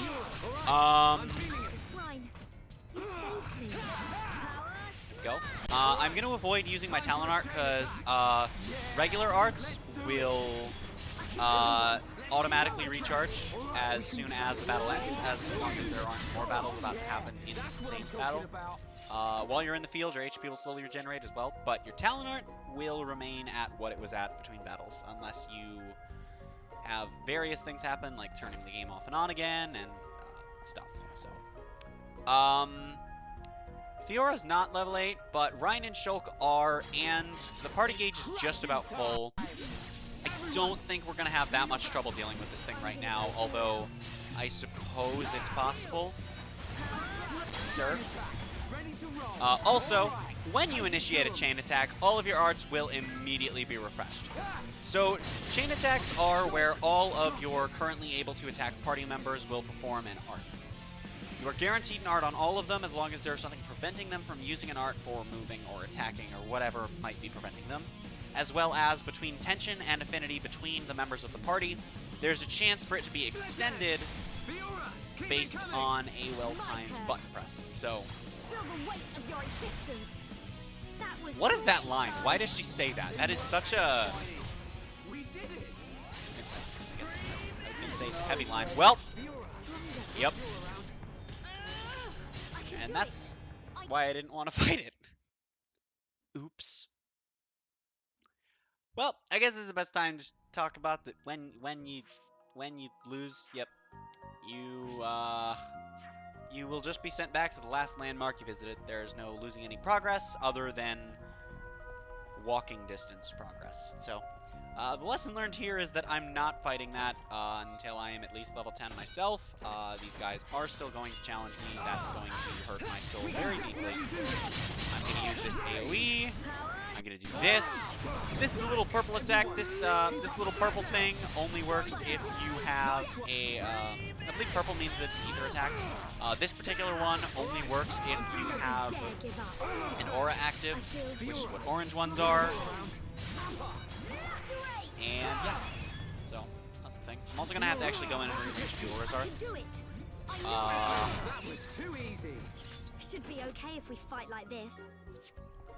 Ooh, we're getting new stuff. Also, with weapons in this game, each character has a unique class of weapon that they will use, and they can only equip their own kinds of weapons. So that is a thing to keep in mind when you're picking up weapons and equipping them. I didn't even realize we could just go over this thing. That's cool. But you can also totally just go around it, so it's fine. I love how much you can explore here, though. Alright, I think we'll be able to take this thing on a little bit better, even though we don't have as full of a party gauge. Are you sight or sound? You are sight-based. So, I know I said I want to show off Rhine, but I think now I'm going to switch to Fiora just so that I can open up with a... Not a backslash, whatever hers is called. And then let me also... move, I guess, those is how I want to do this right now. Yeah, that'll be fine. Is everybody ready? Yeet. Everyone, do your best. Also, the way that the timing works for this, for attacks that do this sort of thing, is that they are based on pretty much when you activate it, where you are relative to the enemy. So, also you may notice that Fiora's doing a little bit less damage than the others, but that is because she just drops 2 attacks per auto attack, so it's a pretty good justification. Chain attack is not ready to roll. We are now able to encourage enemies. If an enemy is incapacitated, or if an ally is incapacitated, they will lose a significant amount of tension. Shulk is the only healing option that we have at the moment. I'm going to initiate a back attack as quickly as possible because I think we can do it. I have 1 HP left. We may lose this again. I'm scared. Okay, okay. Here we go. Is this behind? No. It gets a bit wonky whether or not it counts as behind, and it's a bit of a noof. That might be able to draw the aggro off of me. Oh, we're getting another attack. We're getting to see another attack, so that's what the prompt looks like. I probably should have used Power Smash, because if you continue to use arts of the same type, then you you will get more damage out of the attacks near your chain attack, and the party gauge is just so close to being full, and this enemy is so close. Oh well. Fighting gets a lot more even and a lot more easy to tell based on levels as the game goes on. It's just, you don't really have all the tools early game to just be like, yep, I can take this thing on even if it's a couple levels above me. You're just kind of stuck with 2 breaks, 1 topple, 1 daze, and hope for the best. Well, 3 breaks actually, but Shulk has 2 of them, so I don't really count that as 2 separate ones. Whereas by the end of the game, everyone except for Ryan, I believe, either has break, force topple, which is a thing that can happen later on, or both in some cases. In one case, actually. I could be wrong, but yeah. So that's the thing. Cool. We've definitely one thing that I didn't mention about the party gauge also is that the party gauge will slowly decrease, as will your tension. Your tension decreases significantly faster, but the party gauge will slowly decrease the longer you're outside of battle, until eventually it hits 0. So if you can string easy battles together to keep your party gauge up, that may be a preferred strategy. And it's generally how I prefer to do things, but again, I don't tend to care much for dealing with significantly lower leveled enemies. These are level 8, but they're not unique monsters, so these shouldn't give us quite as much trouble. As you can see there, I did an auto attack, and as he started to turn around, I hit him with a back attack art, which clearly was attacking his front by the time I did it, but because I was targeting his back when I initiated it, it counted. Like bleed, which is just a basic damage over time status, as you would expect. Shulk, you should probably heal yourself. Ryan, why are you not consuming aggro? You're supposed to be like the Kirby of aggro. I'm gonna go Don't attack the airbang. Let me attack the frog. Here we go. Let's do this. Ryan, please topple. Alright, I'm scared. Ryan's not toppling. I'm scared. If you're wondering about Talon Arts and how they interact with chain attack chains, by the way, they are gray. They are wild cards. You can use them to transition into any sort of Talon Art. You have no way of knowing going into a chain attack if your allies have their talent gauge full. So what I'm going to hope for is that Shulk... Nope. I was going to say, what I'm going to hope for is that Shulk has his full so that we can turn this into a triple chain, but we can't. Your chain number does partially influence... Oh, bye, Ryan. Your chain number does have a minimal influence on... I'm gonna die. I'm not dying because I took on a level 8. I'm dying because the level 8 I took on had a bunch of level 7 and 6 things, and you can die to damage over time, and I wanted to get out of the battle before that happened. I almost got to where I needed to go, too! No! No! Well, this is why the lure command and taking on one enemy at a time is incredibly useful. Oof. Oh well. Oh well. Yeah, but the general thing in the early battles is that you're just going to be doing a lot of toppling and dazing and a lot of waiting for the AI to do whatever part of it you can't. In the early game, I know a few people that just prefer to play as Ryan because he is your only way to topple for a little while, and it's totally understandable.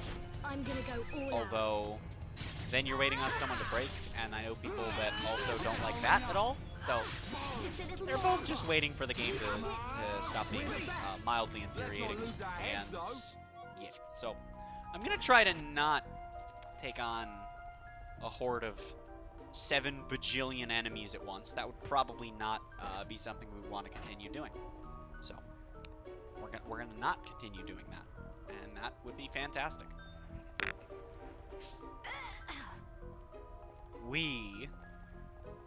I do have an idea of what level I want to be at or around by the time I end the stream as well.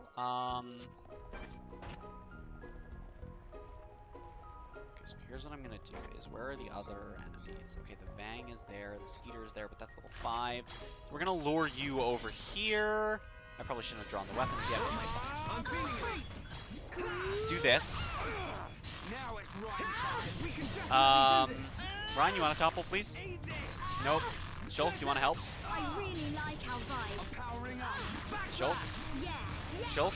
This is the way to do it. Shulk, you have a break art, please. Shulk, you have a break art, please. Shulk.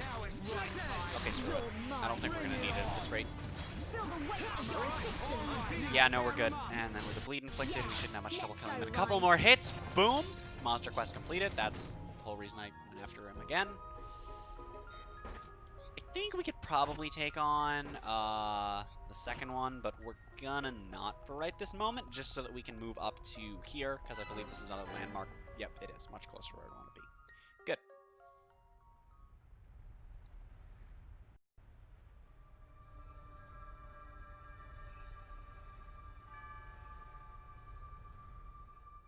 Are these the Magmel ruins? Haven't you been here before? Nope. The Defense Force often uses it for training, but I come here to do research. It's not really a place that people go. Not surprising. There are monsters around here that use Mechon parts as armor. Was this built by the Mechon? I don't think so. There's a path for people to get in. It might have been a vehicle of some kind. Like the Defense Force hover transports. A vehicle? But it's so big. It's amazing technology. I wonder what kind of people made it. I ain't got a clue. Let's keep moving. The ether cylinders are up ahead. Right.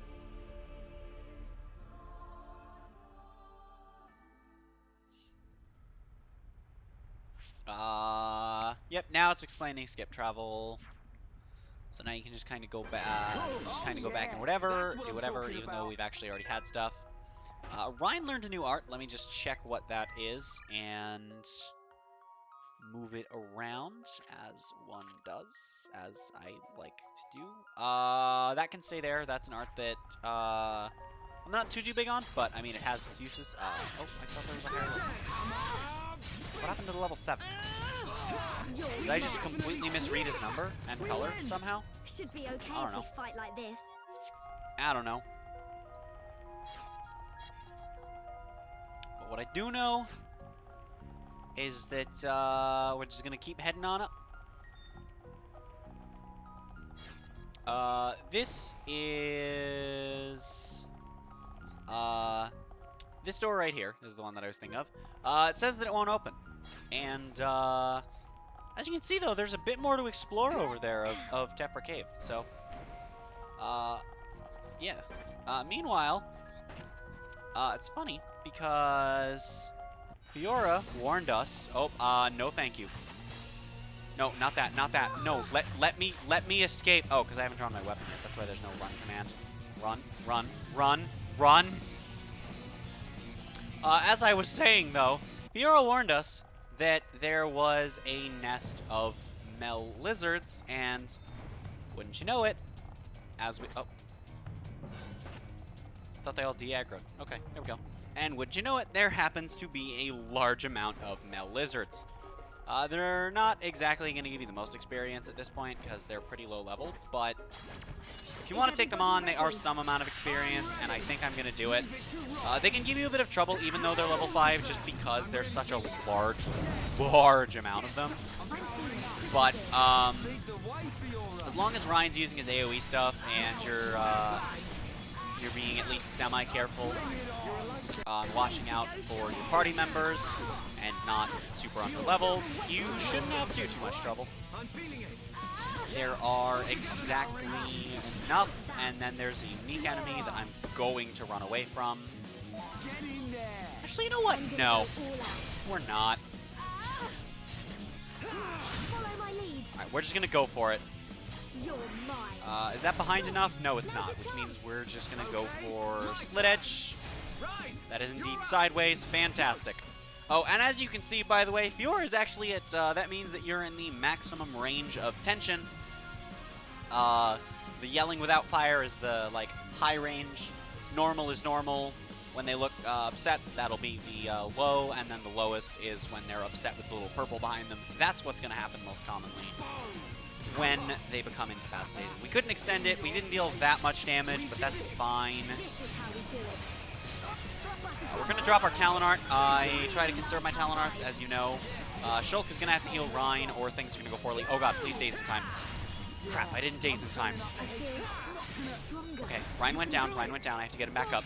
Because Fiora and Shulk both have a little bit of difficulty sponging damage.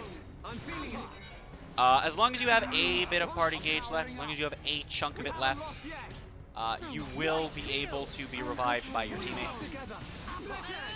So that's nice. We're just waiting for Rhine to draw the aggro, which he has now done. Rhine has now died. Again. No, I think this is where we run. Oh, now it's aggroed onto me. No, why are you aggroed onto me? I give up. I surrender. Okay, there we go. Once you exit a battle, if you have an incapacitated ally during the battle, their health will start to regenerate.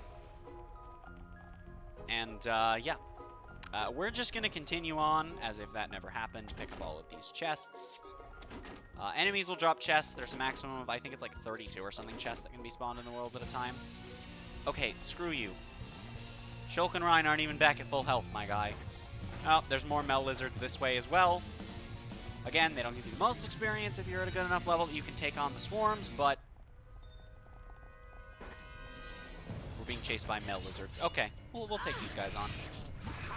Shouldn't be that big an issue. And boom. The way that chest drops work as far as how many drop is that there will be one big chest that drops at the end of a battle for every enemy that was there at the start. It's all of their drops together. And then every enemy that adds in after you've started the fight already will drop an additional chest when they're defeated. So we have reached the rear entrance. And the cylinder hangar. Now, this is a landmark, so I'm just going to show you all that, you can jump down into the water down below. You also can't access menus while you're in the air or while you are in a place that is damaging you. You can also get achievements for doing various things, but we're just going to simply skip travel back up there, because why wouldn't we? Right? Because downward is not exactly where we want to go right now. Can I trigger the heart-to-heart before it triggers the cutscene? I can indeed, but do I have... Don't have the characters for it. I think I know who we actually need for this. But let's just go on in and grab our ether stuff.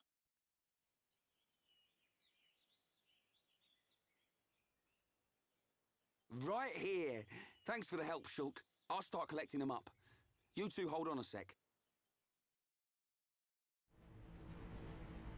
It's full of ether cylinders. Hey, why do we have to come all the way here to get them? Isn't there an ether cylinder fueling station in the colony? Well, refining the ether takes a long time down there.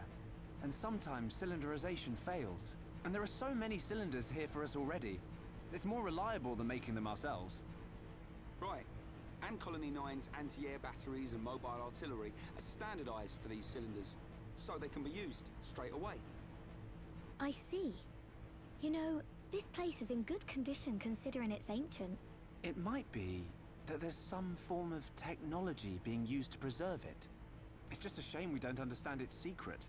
Shulk? But I'll solve it one day and show you. If it's just technology that someone created in the past, it's not incomprehensible. We'll come to understand it one day. Don't go trying too hard. We can come and get ether cylinders whenever we need them. Besides, it's a good place for Defense Force training. Yeah, so good that you didn't even want to come here without Shulk to back you up. Anyway, did you collect the cylinders? Yep, all done. Thanks. Just come by yourself from now on. Shh, be quiet.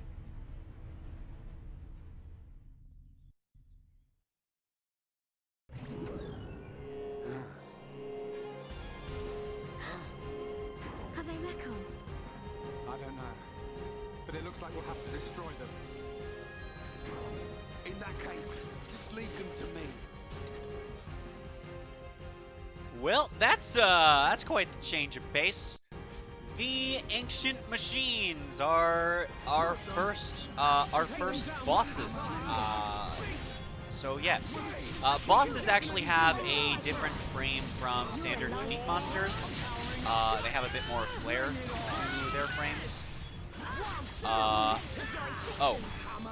we're fighting this guy. Oh, we're fighting this guy. Okay, that's good to know. Because that way I won't get aggroed on. I'm just gonna backslash. I'm gonna click on art because I am amazing with life. Also, when using break arts, do try to be mindful of Ryan and the recharge on his top art. We're gonna do this. I don't know why this enemy is targeting me in particular. Hopefully I can get out of range safely. Okay, that'll do. We'll just go for our Talon art while it's toppled. That should deal plenty of damage. Inflict it with a little bit of bleed. We're going to get death inflicted upon Fiora. That is not Shulk or Ryan should revive us. Yep, there we go. If your tension is lower, you are more likely to miss attacks, by the way. I don't know why I'm failing this. I didn't fail this on my first playthrough.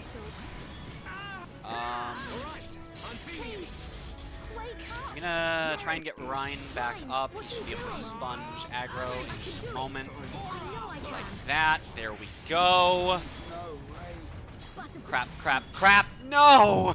I'm sorry. I did not fail that on my first playthrough, and I was lower leveled. Wow. I think it's because I didn't realize in time that Ryan was targeting the other one, and then by the time I did, he switched targets to who I was targeting. Oh, that's neat. They just immediately target you. Has Shulk gotten Shadow Eye yet? That's a pretty important question. Let's do that. Let's do that. Ryan, please topple. Yes, yes, yes! Boom. Also, I believe that if all of your party members fall, if I am not mistaken on this, the party gauge that you have that's below that first gauge will still carry over when you respawn. I could be wrong on that. Usually mine's basically empty by that point, so I don't exactly know for sure. I don't want to waste my Talon art, but I also don't want to lose the battle again. So we're going to go for Chain Attack. Shulk and I are right behind, so we can just both go for our behind attacks, both of which are in the same place. Shulk will count right. Fantastic. We're going to have Ryan increase his aggro. Are we going to keep going? No, we are not. That is fine. That is fine. Boom. I don't even think we're losing anyone this time. We're not.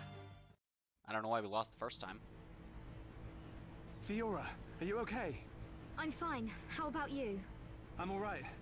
Thanks to you and Ryan. What on Bionis were those? I've never seen anything like them. Could they have been Mechon? No. I think they were something left by the civilization that built this vehicle. They didn't seem like Mechon to me. But why did they only show up now? I don't know. But they were probably built to protect this place. They might have been activated in response to something. But I don't think that something could have been us. Please, let's go back. I don't want to be here anymore. Me neither. And we've already got the ether cylinders.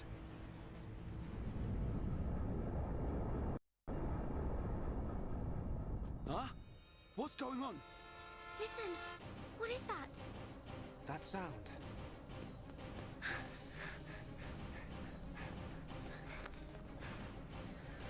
In the sky!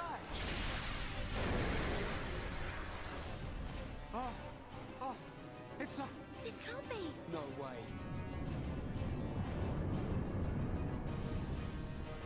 Mechon! How?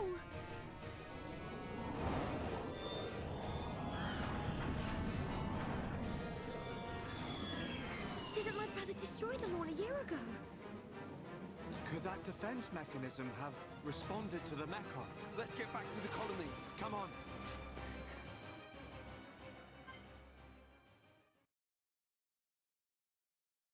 So what I'm going to do for saves is So this game is broken up into 13 chapters, and I'm not really going to be ending all of my streams based on chapter because it's only been a couple hours, and I really do want to get a lot of stuff done.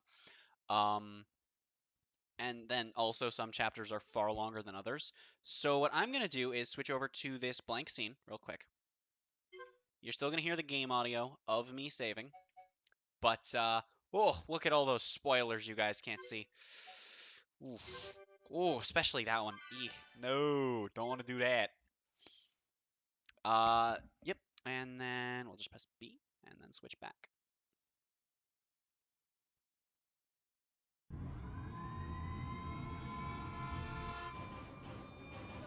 Hey, this siren, it sounds different. Yeah, isn't this siren too? It can't be. The Mecha.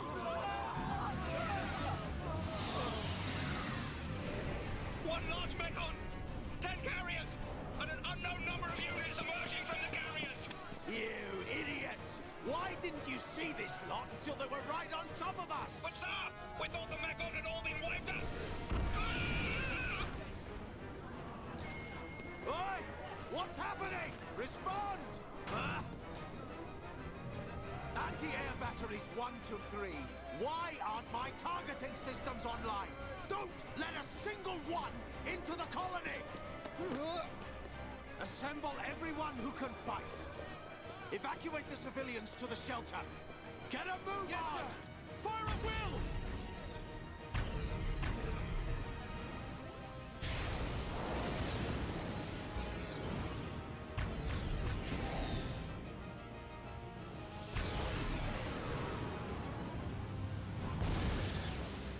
We got it!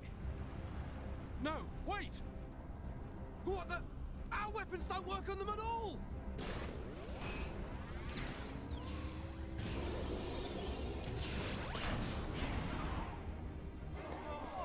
What type of Mechon is that? I've never seen one like it. You slackers, fire! Shoot it down!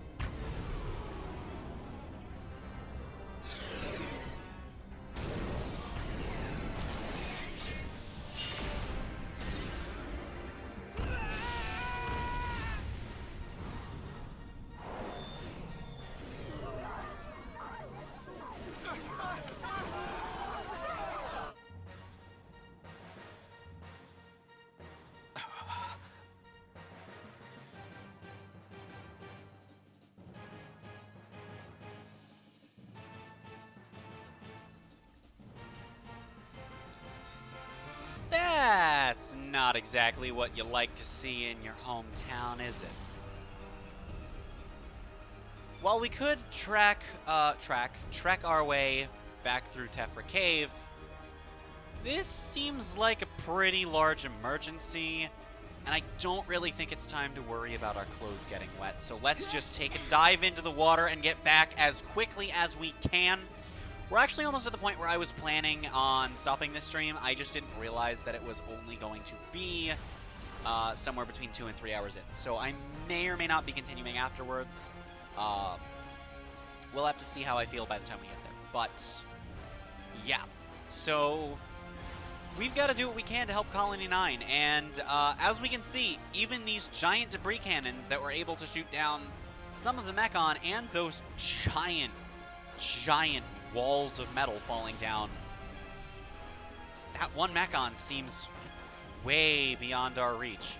As much as I would like to clear the quest and deal with these giant birds down here, we do have more important things to take care of, and they will not be bothering us at the moment. I believe skip travel is also currently disabled. Yes, it is. Okay.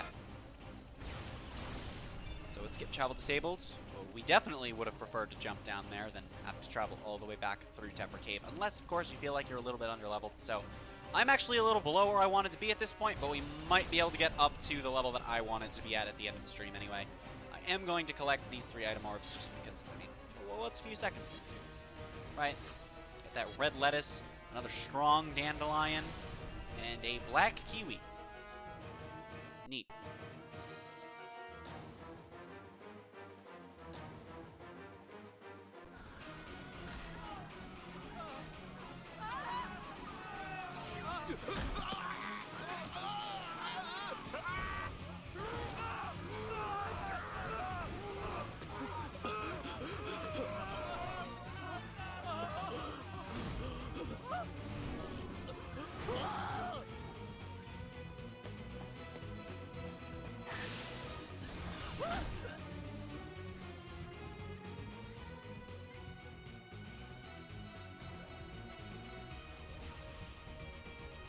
They're eating people. It's horrible. Is Dunban okay? Fiora, go and check on him. Oh, okay.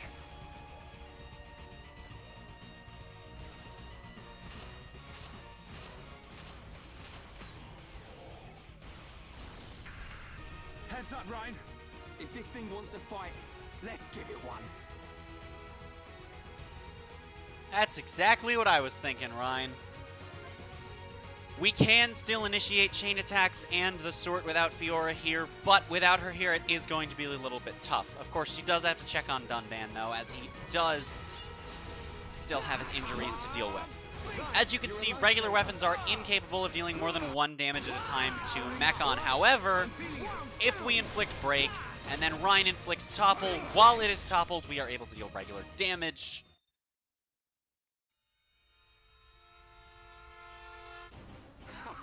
See? Didn't stand a chance. It's not that easy. We've disabled it, but only for now. It'll reactivate soon. Where's Dunban? He's gone. I can't find him anywhere. What? He ain't fit enough to face these things? Ryan, let's get to the lab. The lab? Of course. The Monado's there. Exactly. The Monado can take out Mechon.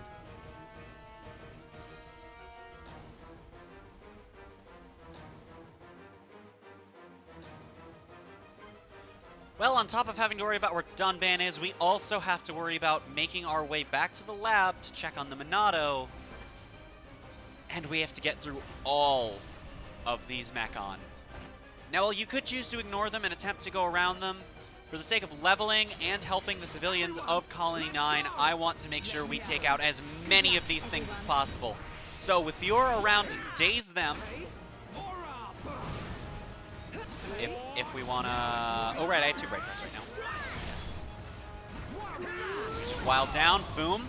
Fiora, if you just want to daze, I do have Shadow Eye. That is absolutely fantastic. I can do it. I know I can. I missed. Shulk. Okay. I don't know exactly when his Topple art is going to come back. These battles can definitely be difficult, and there are very good reasons to avoid them.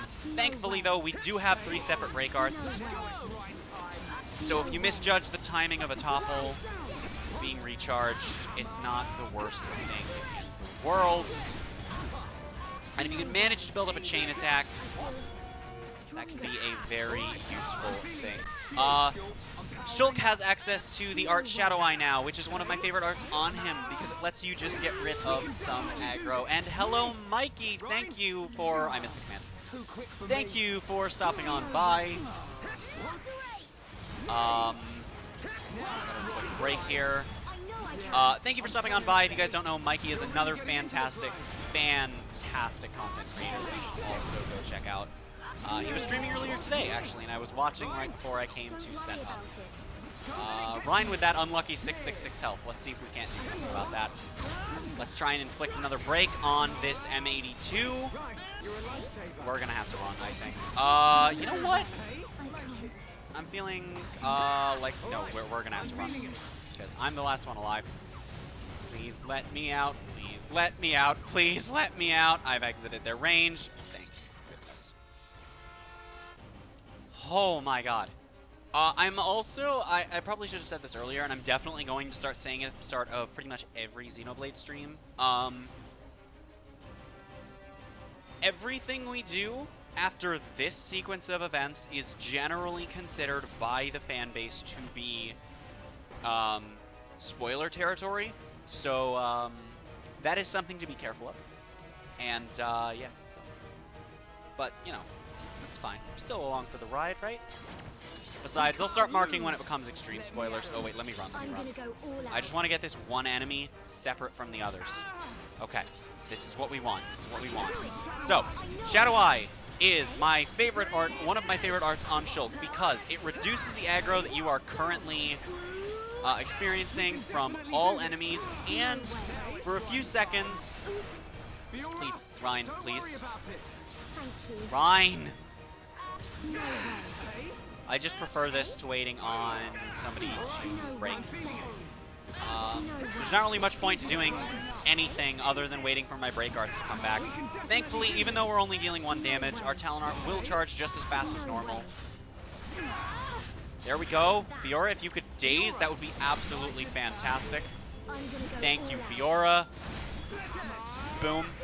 That Slit Edge, its defense is down. I don't know if that's going to last long enough to matter. We're going to Shadow Eye. We're going to Light Heal so that Ryan can stay up and going. We do have a Chain Attack ready as well.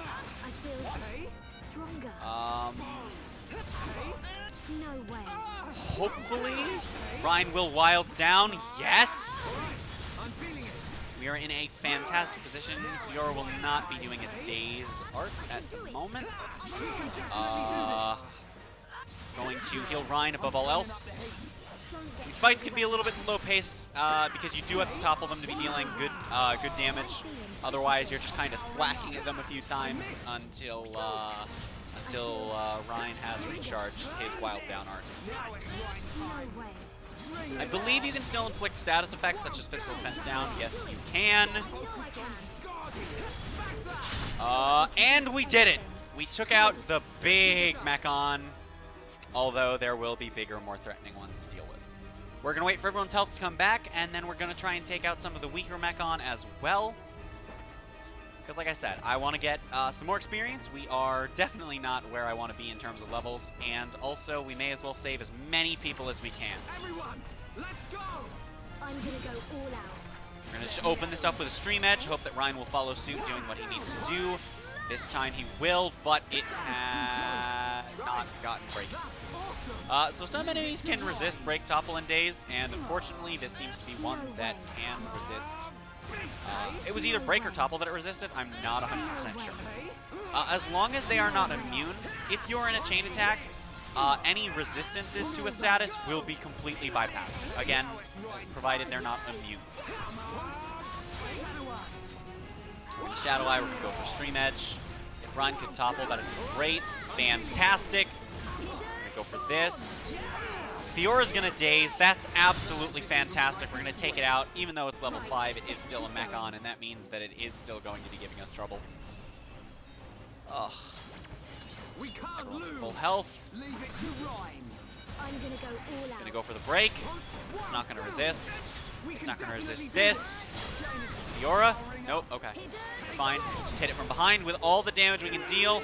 There we go!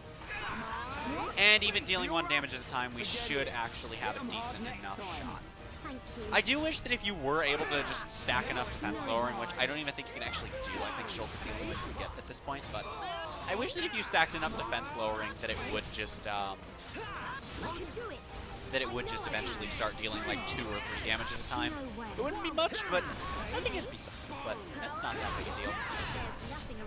Another Mechon down, and another, hopefully a lot of people saved. It should also be noted that as far as I am aware, you cannot complete any side quests during this time. I don't even know what we're locked onto at the moment. You. Hey, 69. Oh, this is what the Crabble was using as a shell. That's cool. That's a detail. Dolphin, please don't do that. Attack is ready, but I want to save it for when it matters most. I'm just going to break this out. This should kill. There we go. Another Mechon down, baby. Also, I just want to say, once again, thank you all for liking the video. It is super, super hyped that I am at 5 likes on a stream. While it is ongoing, that is just a fantastic number to hit. The fact that we've consistently been 4 to 5 viewers for the majority of the stream is also pretty big. It's a pretty big deal to me because for a channel of this size, that's just, it's such a big thing. And it's just great that, you know, there are people here that are having a good time, enough to stick around, drop likes. It just means a lot to me that I'm entertaining. People are enjoying what I'm doing, because it means that what I'm doing is worth the time that it takes, which is pretty much time I would be spending doing this off stream anyway, but, you know, it's still nice to know that the little bits that go into converting this, the little but sometimes exhausting bits that go into making this into videos and streams is something people appreciate. 96. 96 is like 69, but the numbers don't like each other. Lower the defense now. Go for this. What's done is done. Move on. Ryan did not topple, that's fine. This wild down might not be recharged yet. Flick this. No, we won't. There's the wild down. We're only now starting to deal damage to this thing. It can be really rough dealing damage to these Mechon, unfortunately, but it's fine. They give you a decent amount of experience for some lower level enemies, actually, so that's pretty nice. I don't think Ryan's going to have his topple art back.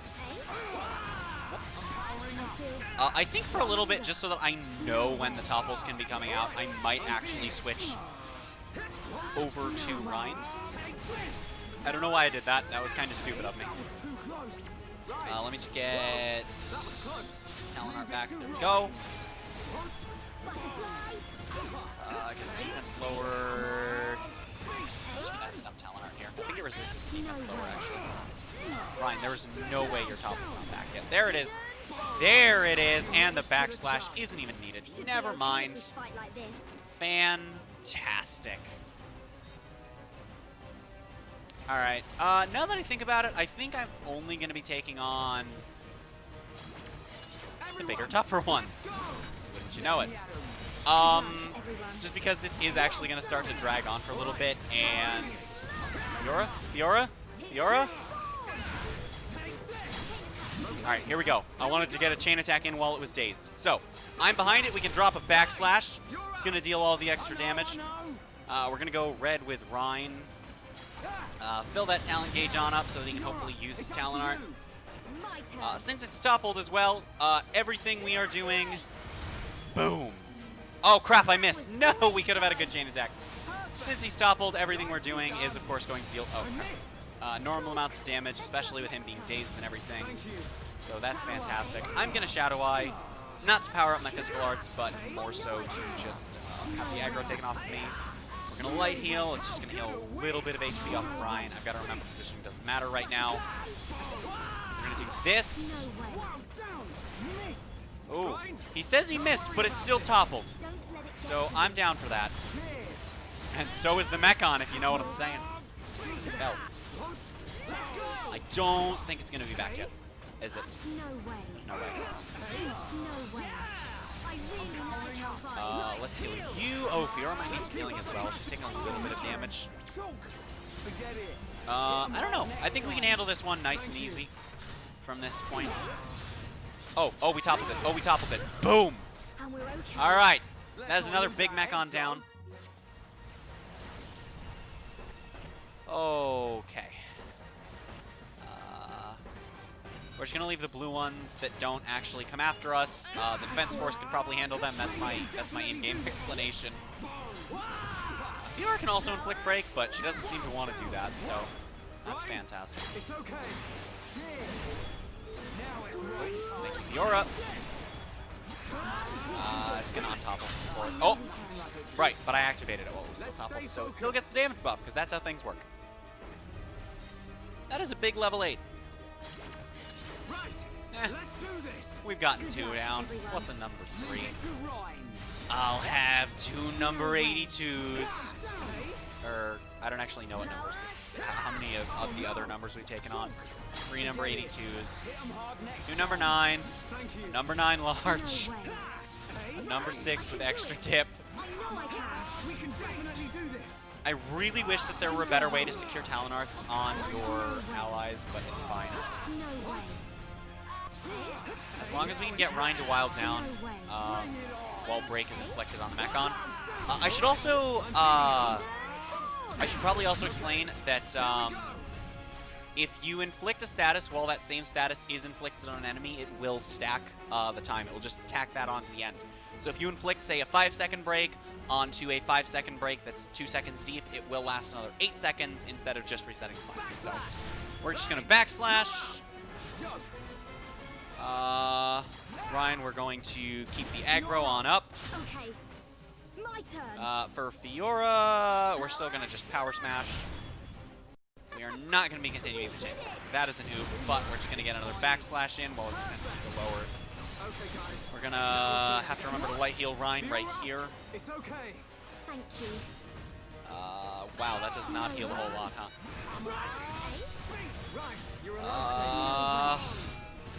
Even if Ryan gets incapacitated here, I think we're still... no, Ryan... Well, yeah, we have party gauge, so we'll be fine, of course, in case scenario happens. Oh, the wild down is kicked, which means backslash will finish it.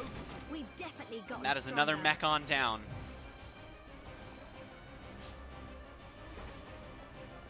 Another M82 stands in our way. Let's wait for our HP to come back. I forgot that I wanted to do this, but I will switch over to Rhine just so that I know when we can be toppling enemies, and I can try and be toppling enemies the best that I can. Between Fiora and Shulk, there are 2 ways to topple, and Fiora can daze, so... Or 2 ways to break, I mean. So, let's do this to start things off. I really like our vibe. Do that to fill up the talent gauge. Oh, we have break inflicted. Topple right here, right now. My best advice, honestly, if you are playing as Rhine, while the enemy is toppled, just spam your arts. Also with Rhine, make sure you're using your aura pretty much as often as you can. That spike damage is not affected by the fact that it's a mech-on.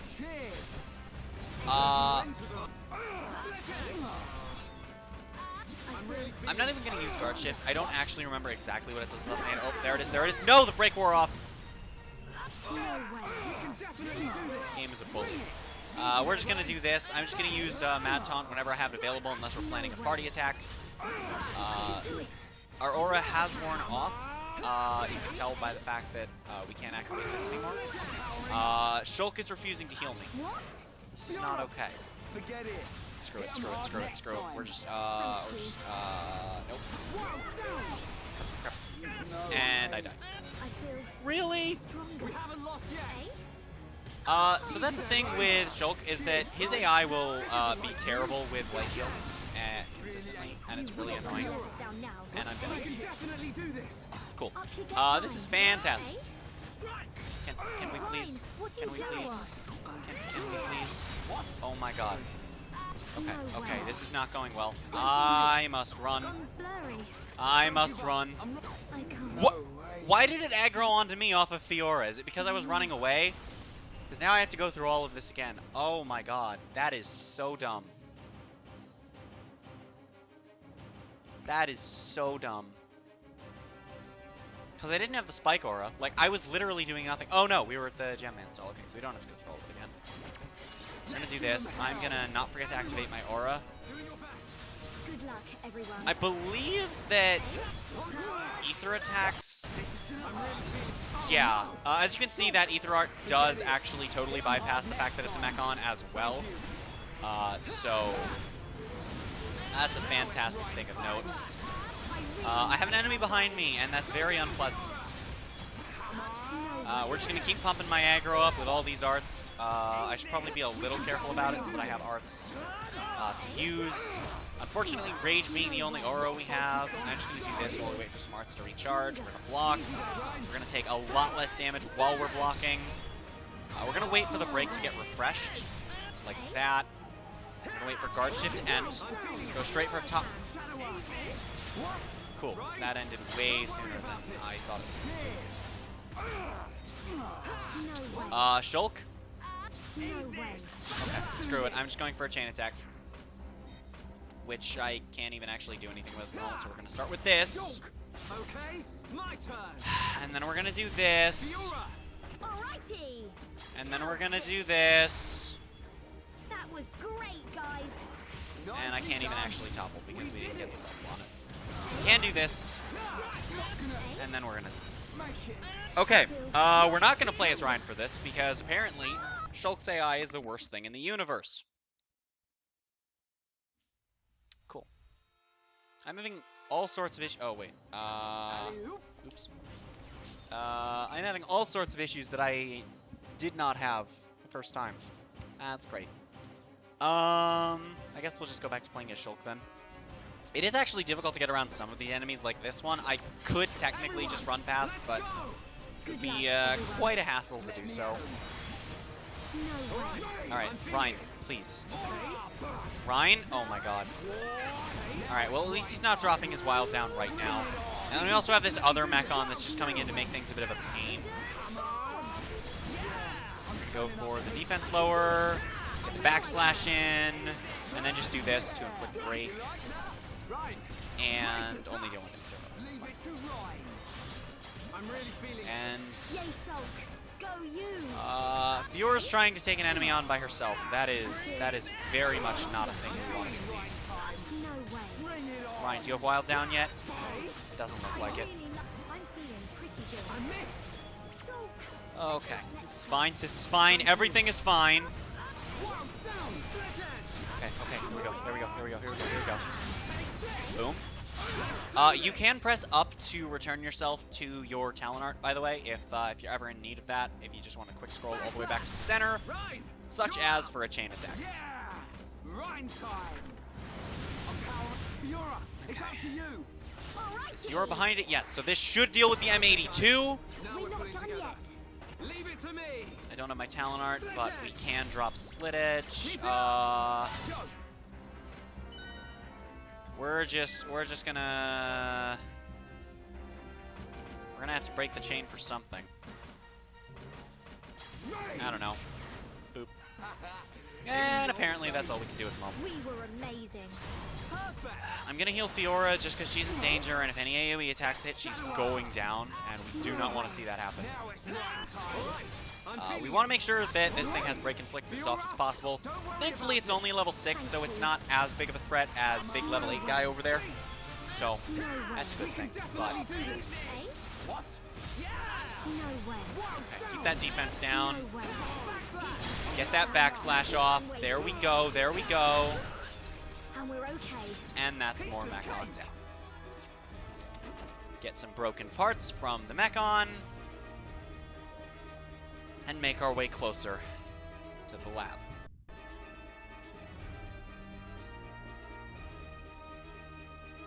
You blasted Mechon! You think you can do what you want in our colony? The Colonel! The guys! Men! Don't give up this position! Yes, sir! Run and I'll kill you myself!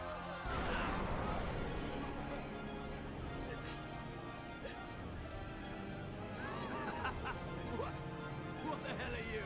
A Mechon with a face? Grin at me, will you?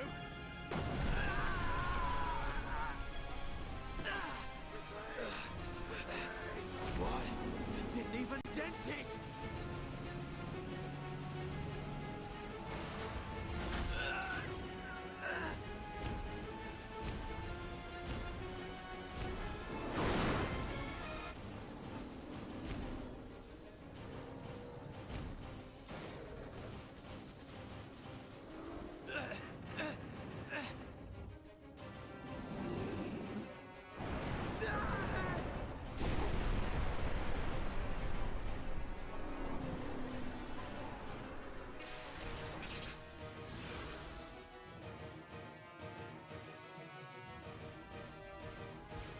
Yeah, so that's definitely the Mechon that blew up the air cannon, huh? Even the most powerful weapons, the ones that can repel Mechon if you put enough force behind it and enough numbers to them, can't even scratch it. There are some Mechon here we can deal with, and even though they're retreating, it looks like the defense force pretty much has this handled. There aren't any more powerful ones. I don't think we need to concern ourselves at the moment. We are a little lower level than I want to be, but I don't think these enemies will bring us to the level I'd like to be at. The Colonel! The guys! I'm gonna destroy every last one of those damn Mechon!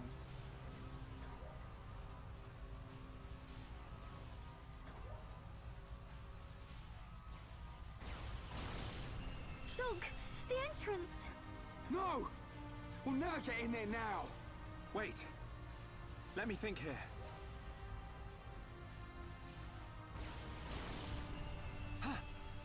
Ryan, Fiora! There's still the mobile artillery. Right!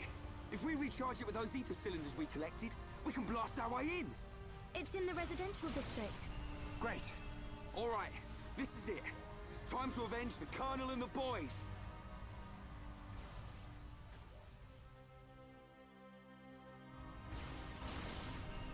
Not everything is lost just because we can't get to the Monado. We may still be able to get in there and save the colony. Right now, I think it's best we dodge as many Mechon as possible as we make our way over.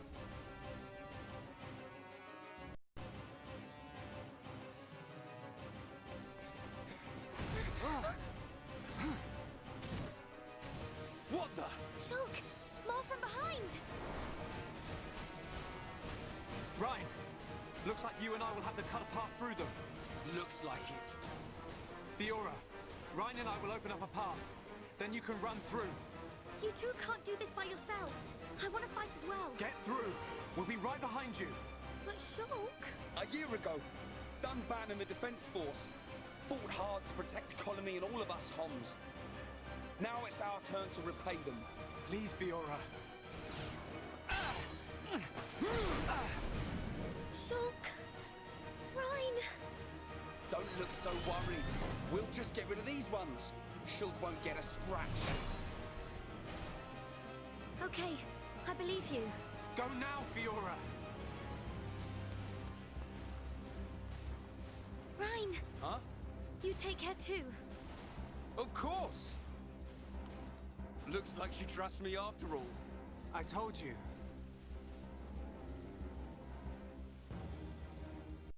Well, so much for my strategy of avoiding as many as possible. I guess we're gonna have to take a few down, and once again, we are back down to just Shulk and Rhine, but we should still be capable of damaging them to at least a small extent. As long as Rhine doesn't waste his wild downs too early. Go for this and this. Wild down, topple it, backslash, and call it a day on that one. Hopefully by the time we've got both of our break arts back up, we should be back into charging, fully charged words. You know what I'm trying to say. Ours are both charged up. I'm going to hope that his are, but we do have two opportunities in case they're not. That's one opportunity, and there goes two. Please have it back, Ryan. There it is. Okay, okay. Okay. Even dealing one damage at a time, we should only need to hit this thing a few more times. And as you can see, these Mechon are just waiting for a chance to hit back at us. So, even if we defeat these three, we'll just have more lining up. Well, all hope looks lost, but that doesn't mean we're down and out yet. We just have to keep fighting until Fiora gets back with the mobile artillery. There we go. 2 down, 1 to go.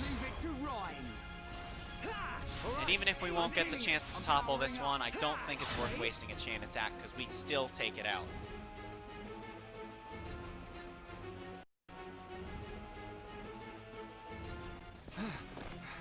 That was a close one. You were never cut out for this stuff. You go. I'll take care of things here. You're too out of breath to persuade me. Tell me about it. Ah. Ah. Ah. Ah. Ryan, behind you!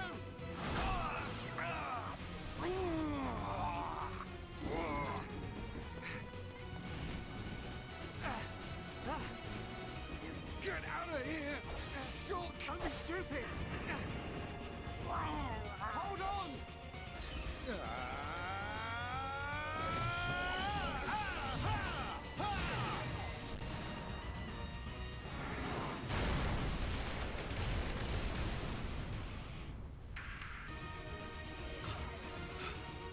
The Monado. Sorry I kept you waiting. Down back! Whoa, yeah! The Monado! So this is why you weren't at home. I thought so. This is what I was waiting to see. Ready, lads? And a hello to you too, Dunban. Well, Dunban has the Monado, and as we learned in our first battle, we probably want to have Monado enchant, and I don't exactly trust the AI. Plus, I want to show you what Dunban can do while he's got the Monado. So, we can't rearrange his arts at the moment, but for right now, I think they're in just fine enough places.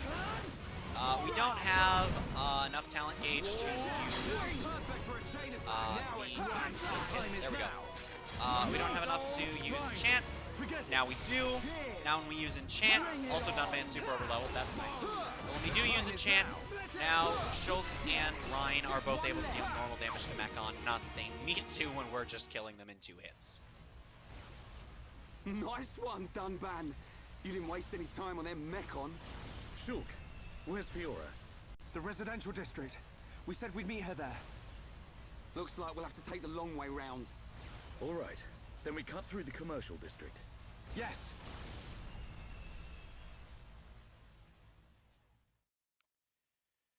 Well.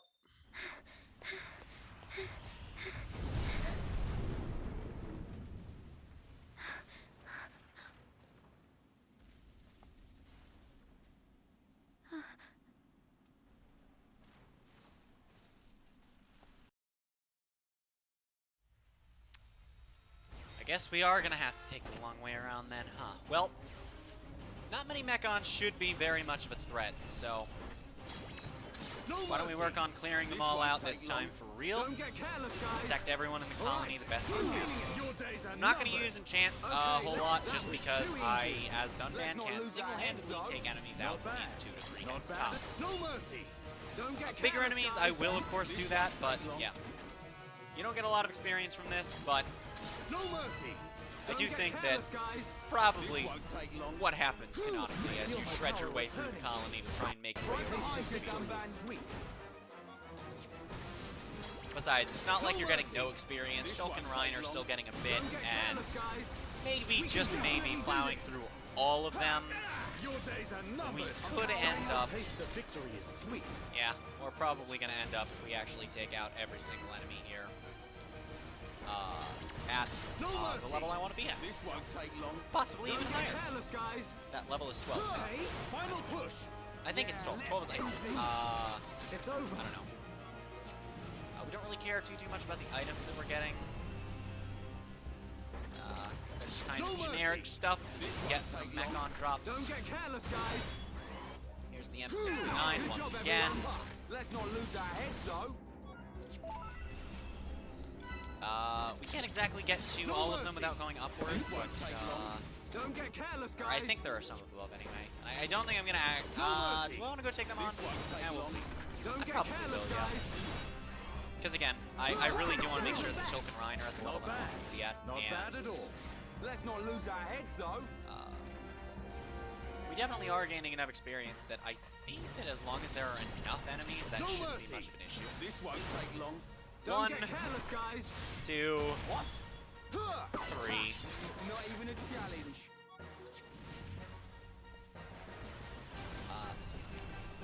Looks like that is not all the enemies up here. Ooh, you actually challenged me, even though you can't hit Dunban.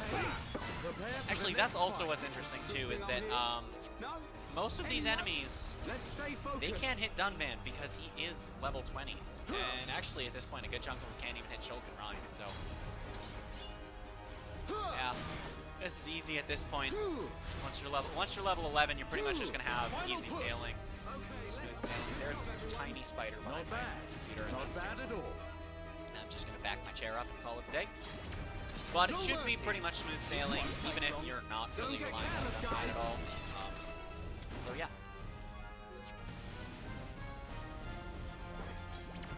Hello, Mr. Mechon friend. Would you consider not consuming my home's residence, please? Good job, everyone. Not bad. Thank you very much. Why did machines even need sustenance? That's the question.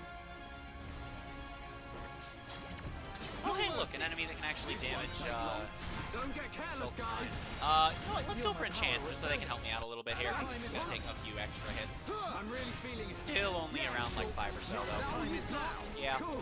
I think it was 4 or 5 hit, Macon to get rid of, so not the biggest deal, but definitely the potential to be troublesome. Well, I'm going to backtrack a little bit to go after some of these little red dots on the map if we are not at level 12 with Shulk and Rhine by the time we get through here, which we may or may not be. I also have to be careful not to get too close to the cutscene, as doing so will lock me in to the level I am at. And I don't really think it's something I have to hide that... Don't get careless, guys. Well, we are getting close to a boss fight. And that's all I'll say. But the fact that we're getting close to a boss fight should be pretty build up. But I don't know. Nothing like a good fight. Yeah, now they're only getting 2 experience. But that might just be because it's the one that we can't hurt them. Which, so is that, and it looks like we're actually running low on enemies, especially ones of significant levels. I'm feeling like a good fight. Now I wish I had taken more of them on earlier. Can get to you up here. Please just let me have level 12. Please. Please, game. Yeah, see, and I don't know, level 6 is 15, but that's 13 more than the one's giving us 2 experience, so you take what you can get sometimes, right? That's just how it goes. Level 6, so that's another 15-ish experience, probably. Look at how easily we just wreck these Macon, though. I mean, we just dropped them to the scrap heap. That is the way to go to make progress. No mercy. Don't want to go too far this way. Just want to get close enough to just bop, bop. Too easy. Man, what trigger a bunch that. of jokers. Not trigger that. Don't trigger that. Grab the chest. I don't think we can actually get a level up off of this. So that's a bit of a noof. How close do we get? Very much being taunted by the game levels up close, but all the other Macon are in the air or places that we can't get to in a timely manner. Wouldn't be much point in taking them on. Here we go. Let's make our way to Fiora. The long way.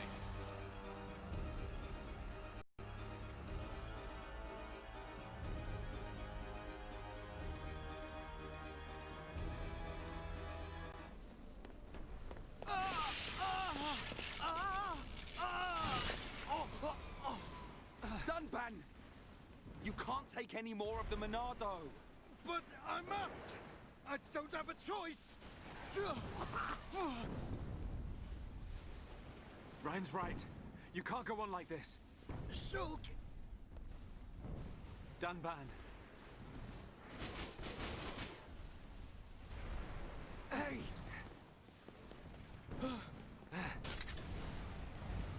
This time, it's my turn. Shulk! No! It'll kill you! Shulk!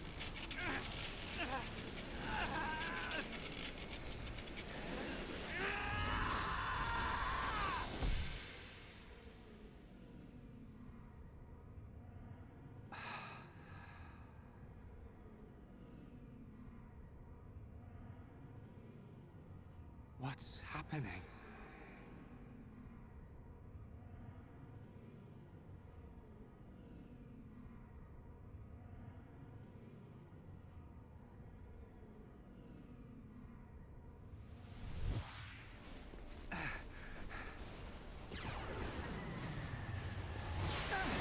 What the?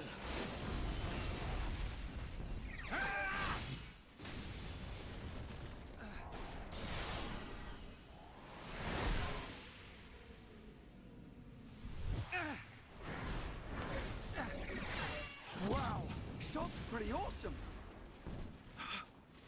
How could this be? Shulk is using the Monado. What was that?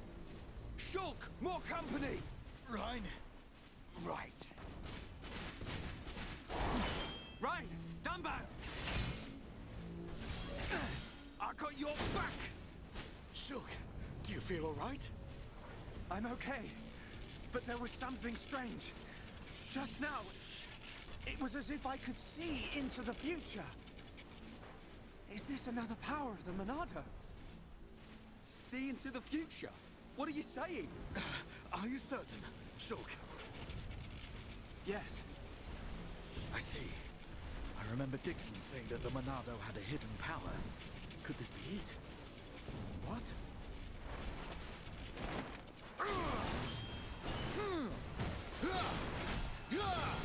Don't think about it now.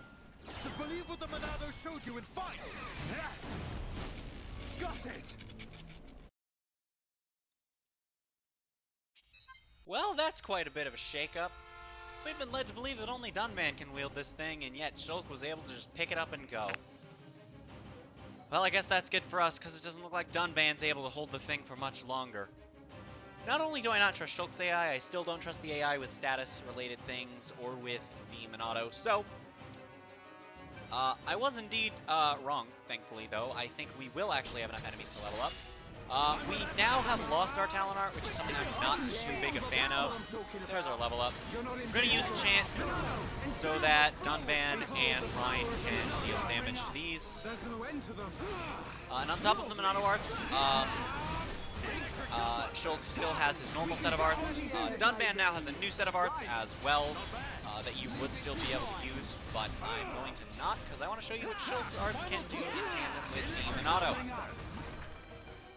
Just lots of setup stuff, and boom. I can see this isn't pushing you at all. Let's continue on this path.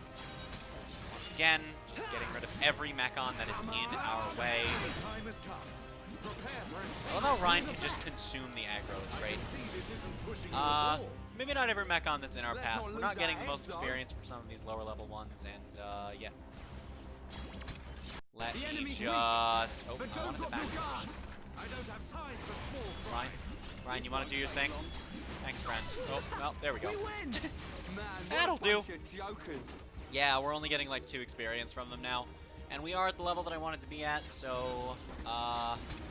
even ones that aren't normally going to directly challenge you are still directly challenging us, which is quite a shock. As you can see, though, they are indeed missing. They are indeed toppled. Okay. Wow.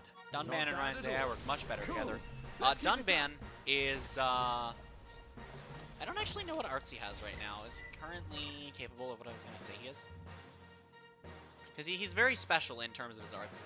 So, yeah, he is currently the only character we have capable of inflicting both break and topple. Speaking of which, let me rearrange his arts. Like this. Here we go. I also want to rearrange Ryan's a little bit. That's where we want that, and then I don't use guard shift, but I did use it once, and I'm sure the AI can use it a little better than I can, so let's enchant so that they can help us deal a little bit of damage.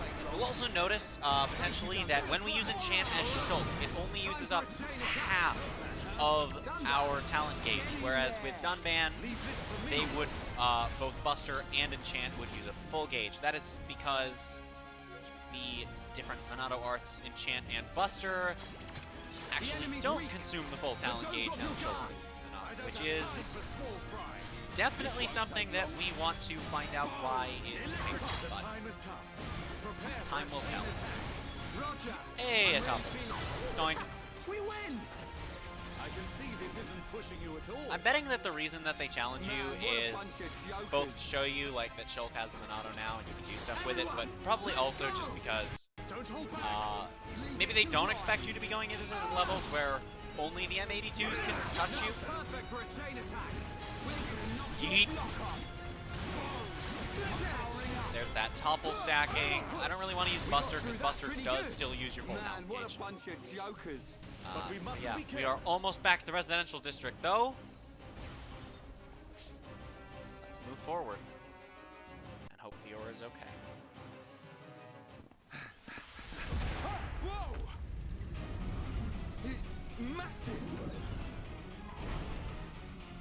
That Mechon, it has a face. That don't mean nothing. That's right. Not when we have the Monado.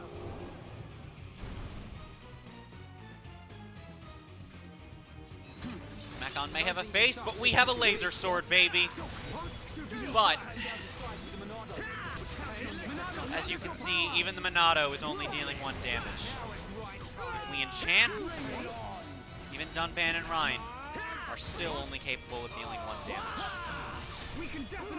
Resist or break, so the best we can do right now is hope for the best. We're gonna use backslash, but even that is only 1 damage. We can't hurt him. The Monado! It's not working! Oi! What do you mean? How can that be? The Monado should cut through Mechon with ease. What is that light? Other Mechon don't have that. Could that light be why the Monado has no effect? Shoot! Ryan, get down! Stay back! I'll take it from here. No! You can't take any more!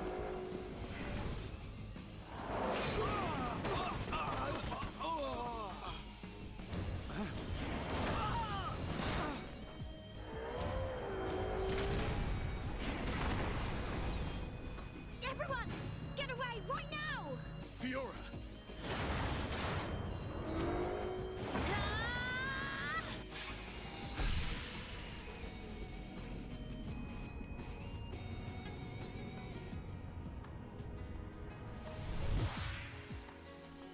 What did I just... Fiora! Get back! I won't let you hurt any more people. We will save Colony 9!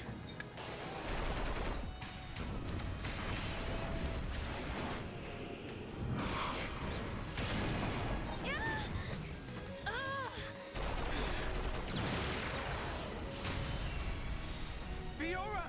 Get out of here! Run! You want more?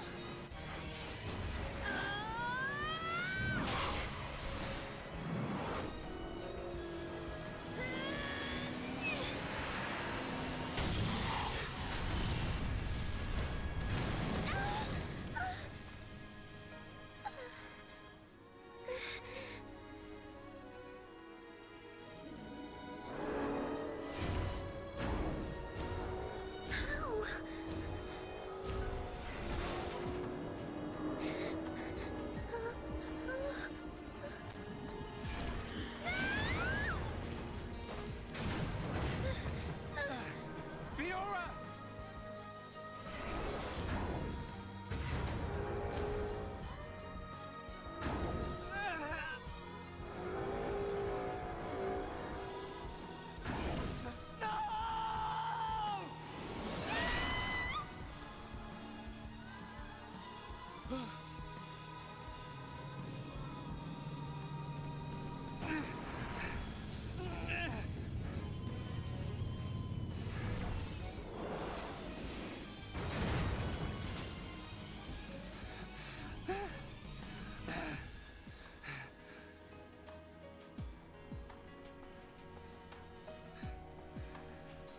I'll kill you!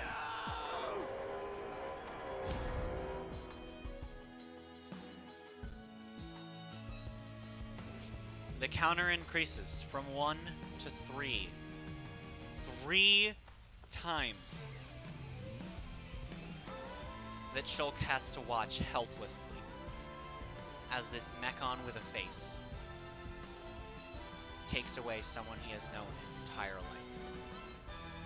This tutorial is explaining to you that if you're able to inflict break with a chain attack, you will be able to topple this face Mechon.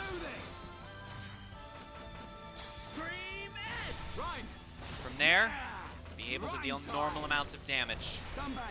Here I come! Let's make sure Fiora's sacrifice was not in vain. Timing is everything. Remember that. Teamwork at its finest. Do Perfect. everything we can to take this Mechon down.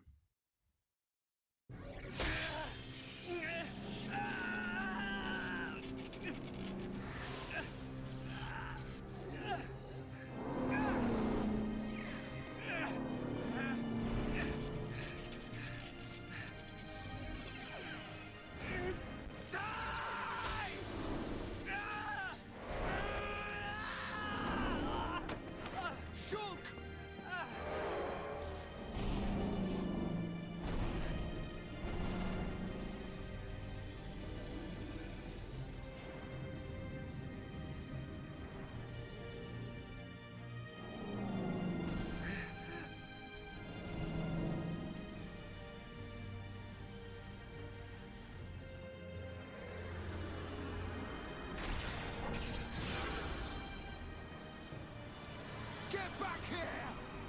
No!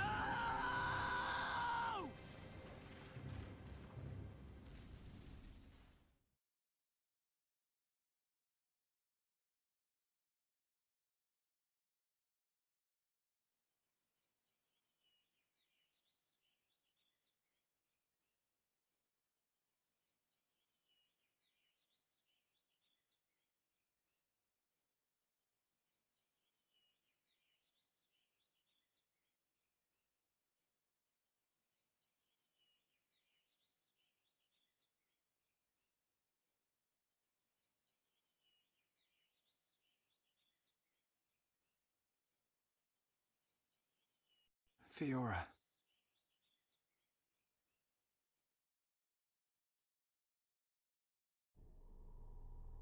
Ah, the breeze feels so good. Yeah.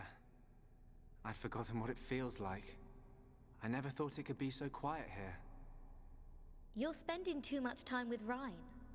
You're getting used to all the noise he makes. Yeah, maybe.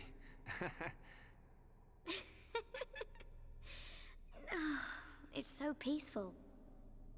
You know, Shulk, I hope every day can be like this, always.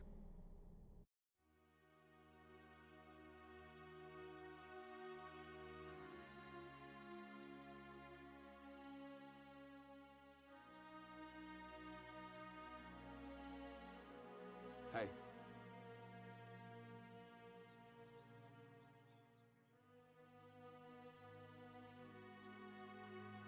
Have you been to see Dunban?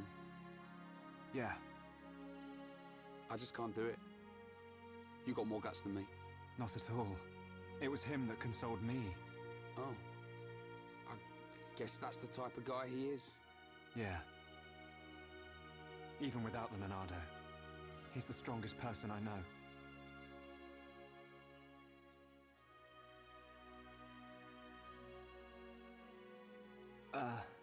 Shulk, how are you holding up? I'm fine, but... you... I will shed no tears. Huh?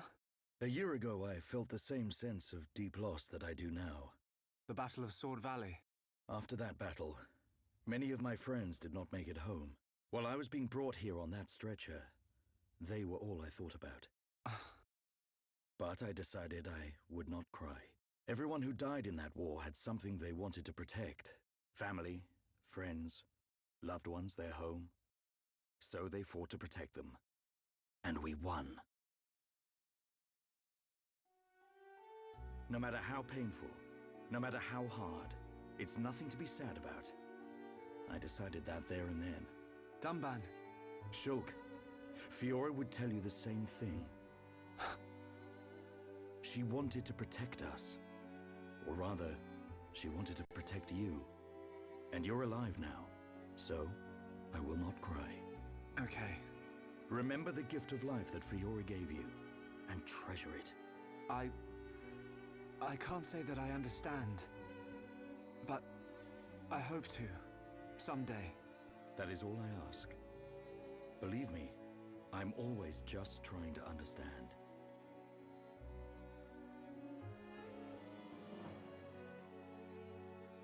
Treasure the gift of life that Fiora gave you. He's one of a kind, that Dunban. I've made a decision. Huh? My purpose in life. I will pursue that faced Mechon. Shulk. They attacked our colony. Killed Fiora. I will find that Mechon. Find it and destroy it. Destroy them all. What are you laughing at? Sorry. It's just a bit weird. I never thought you'd be the one to say it. So you agree? Course, man. I'm just surprised you came out with it first. You thought I'd try and talk you out of it? That's not what Fiora would want. That sound right? Yeah. Something like that. I thought you'd give me a hard time. In my head, there are two versions of me. One of them is saying that. It's telling me, listen to what Dunban said. What about the other one? It keeps shouting, make them pay. Destroy every single one of them. And it won't stop getting louder. That doesn't sound like you. Sure it ain't my voice in there. Might be. It's a bit of a loudmouth. There you go then.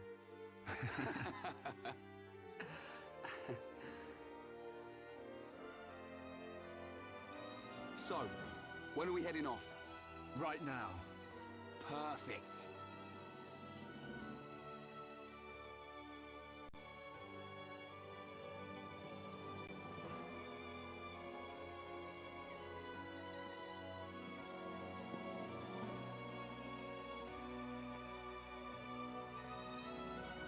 Right then. Yeah.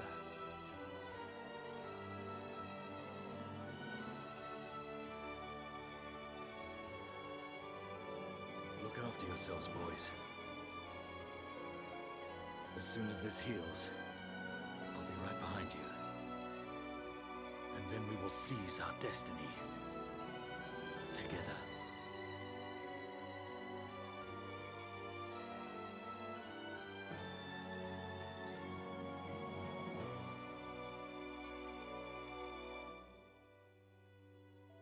And with that, we are presented with the option to save. I will be ending the stream here for today. This was only the beginning. And I think this is going to be a long series, and I mean that in the best way possible. This is a pretty big thing for me. I didn't say it at the beginning because I wasn't really thinking about it. I was excited to get in, but I do, of course, want to credit B-Teen for making the awesome waiting for screen thing at the beginning. Or waiting for stream thing, I'm sorry. I'm so glad that he was willing to do that. You know, I don't have the most money. I wasn't able to pay for it. I was just like, hey, if you can't, it's fine. I can just make a little one myself. But would you be able to do this as a friend? And he was super cool about it, and I'm so thankful for it. But that is where we leave off. Next time, which will probably be at some point next week, we're going to be continuing our journey on the Bionis. If you want to catch more of my streams before then, though, we will be doing a Pokemon White version sleep lock tomorrow starting midday. And I do hope to see you all there. Thank you all for coming out and supporting the stream. 5 likes is a huge thing for me. I know some people might think it sounds like a small number. To me, it means the world to me. But I think that we can lighten the mood just a little bit by rating the only person that I see in my feed that is actually live. Oh, never mind. Somebody else just went live. But we are still going to rate the person that I've kind of been planning on rating for like an hour at this point almost. So let me just grab the stream link, tweet it out, and then post it in stream chat. And we are going to be rating the disconnected controller. Perfect. All right. So putting out the tweet, typing it up now. I should also mention that if you have missed any part of the stream, of course, it will be... Yes, the streamer rating is going to be on YouTube. If you missed any part of the stream, if you're watching this back and you just kind of skip to the end, feel free to... it's all up on YouTube. I mean, if you're watching this back, you know it's up on YouTube. But if Twitter will let me paste the link, there we go. Yes, the sleep lock is happening tomorrow here on YouTube. Yes. Sorry, I misunderstood what you meant. I'm tweeting out the link, and here we go. Posting it real quick in stream chat. Just give me a moment. My YouTube is acting funny now. And I will see you all tomorrow, maybe next week when I do Xenoblade. We'll find out. Thank you for coming out.